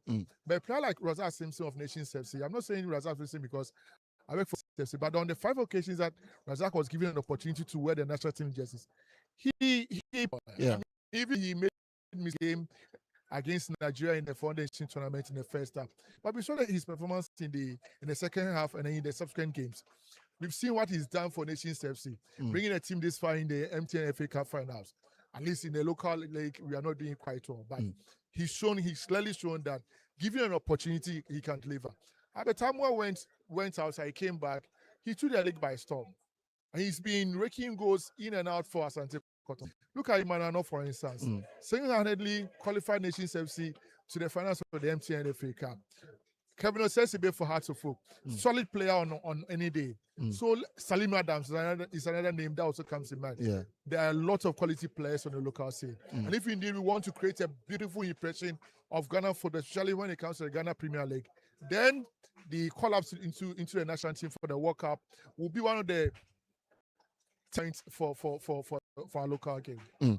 Now, Blackgates, what do you share the same sentiments with Kennedy in terms of the local players and their involvement in the Black Stars? Yeah, if you look at our history at the FIFA World Cup, the first time we went to the World Cup in 2006, we saw Habib Mohamed playing for Kim Faisal. Yeah. We saw Sheila Iliasu playing for Kotoko. At that point, we saw Haminu Dramani, who just left Heart of Lions and went to Partizan Belgrade. We saw how they played in that team and how they had impact on the performances of the team. So for me, if players like that have such quality, then it's a good precedent for us to follow on and say we can give them the opportunity. Liadi in the 2010 FIFA World Cup.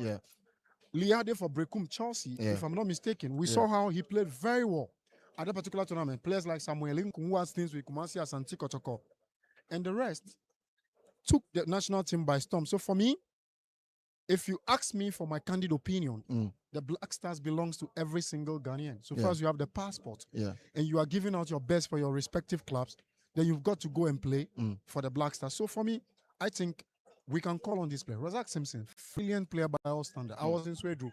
I did that match on TV for Max TV. It was basically the reason why the strikers of Adriana had nothing to even smile about over the course of 90. He shut down the door on them. And the post-match press conference, he told the top marksman, Emmanuel Arnaud, score 1 goal and leave the rest to me and the rest of the guys who take care of the job. And they did that. You look at Ebenezer Aban, Hearts of Lions, Ali Mohamed, Hearts of Oak, Kevin Oseasibe, Hearts of Oak.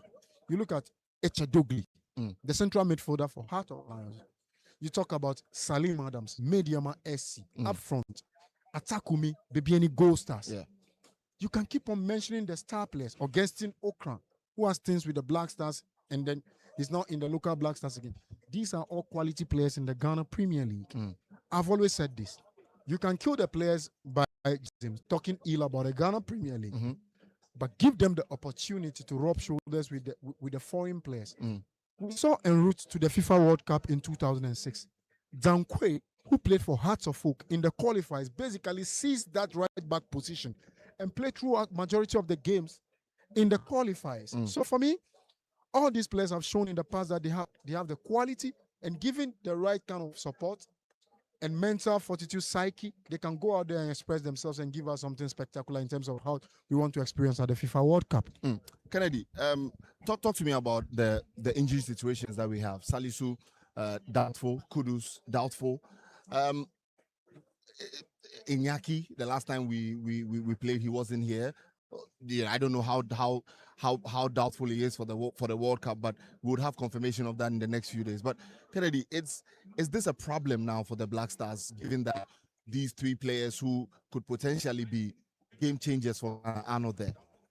Well, it's a cause for concern, but I think there can also be solutions. In 2010 in South Africa, Mr. Kwesi Nyantechi saw the need to get a lady who used a horse placenta treatment and within Trisha Samoajan, who was doubtful for the tournament. So, and Mr. Nyanchachi is still alive. I think that the FA can consult him. I'm also told that there's a Chinese man who says that he can heal all these players within a week. So at this moment in time, all we need to is to consult and get the best of treatment for these players, because it will be extremely sad not to see Kudus at the World Cup in America. Yes, it will be extremely sad not to see Salisu, who worked quite hard for the national team in the course of the qualifiers. Yeah, in our key years, he didn't bang in a goals, but we always saw that his zeal, his determination anytime he wore the national team jerseys.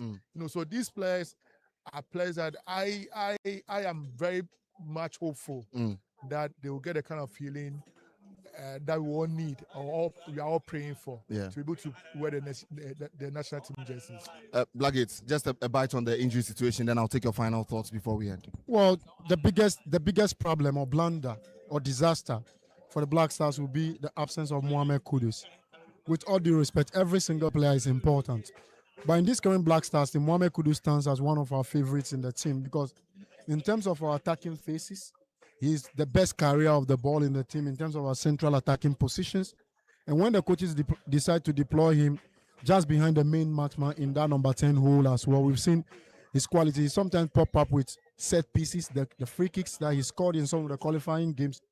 So for Mohamed Kudus, it's something that bothers me a lot, because we need him. He's someone that have that X factor that most of the players don't really have in the team. So we need him to come back. You talk about Mohamed Salisu. By far, the partnership between he and Alexander Djiku at the heart of the centre back has been one of the best for us in recent years. So for me, I'll look up to him. But aside that, any other person that has been brought in should be able to do a decent job for us.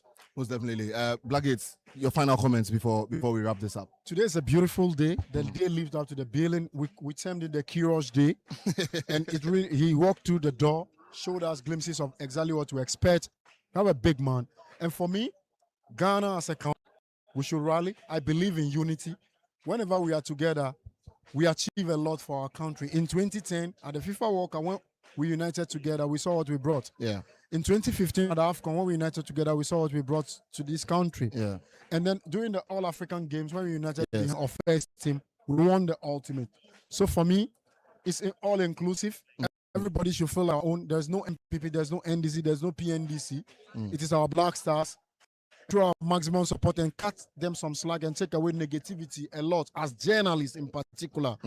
The Black Stars will feel that vibe, step onto the pitch. Boston at the at the Gillette Stadium, and then in Philadelphia at the Lincoln Financial Field, they can make us proud. Because when the Black Stars are in the mood, right from our debut appearance at the World Cup against Italy, we lost. We came back stronger to beat the Czech Republic, who were ranked second, and then beat America. Got into the round of 16 and got eliminated by Brazil. We saw how the team played. At the 2010 FIFA World Cup, where we went to the quarterfinal. Sorry, we saw how we played in the opener. In the second game against the Australians, and then in the final game against the Germans. In the round of 16, we saw how the Black Stars came up, played some brilliant game. Asamoah's goal, for me personally, watching the Black Stars, that's the goal that I've enjoyed most, watching the Black Stars. And then in the quarterfinal, we saw how in dramatic circumstances we had to exit via the penalty lottery. When we unite together as a country, anything in terms of our sporting activities. Kennedy, your final thoughts. Well, expectations are very high. So we have a new coach now. We're only hoping that he will be able to. And at this moment in time, we also pray against injuries for most of us. We need our best materials for the World Cup. But I know we'll be able to discharge something good at the World Cup in 2010. Thank you so much, Kennedy. That's Kennedy Wachansa. Thank you to Blackgate as well. It's been an eventful time speaking to you and just picking out the major pointers of the press conference here. It's Carlos Queiroz's first press conference as Black Stars coach, live from the Alisa Hotel. My name is Yao Fosulabi. Thank you to Gary Al Smith, to Kelvin Osuansa, to Sicho, to Daniel Cranting, and everybody else who joined us here, to Michael Otieje as well, and everyone who joined us here to have a discussion on this. You are the reason why we do this. Thank you so much, and we'll see you some other time. Stay safe.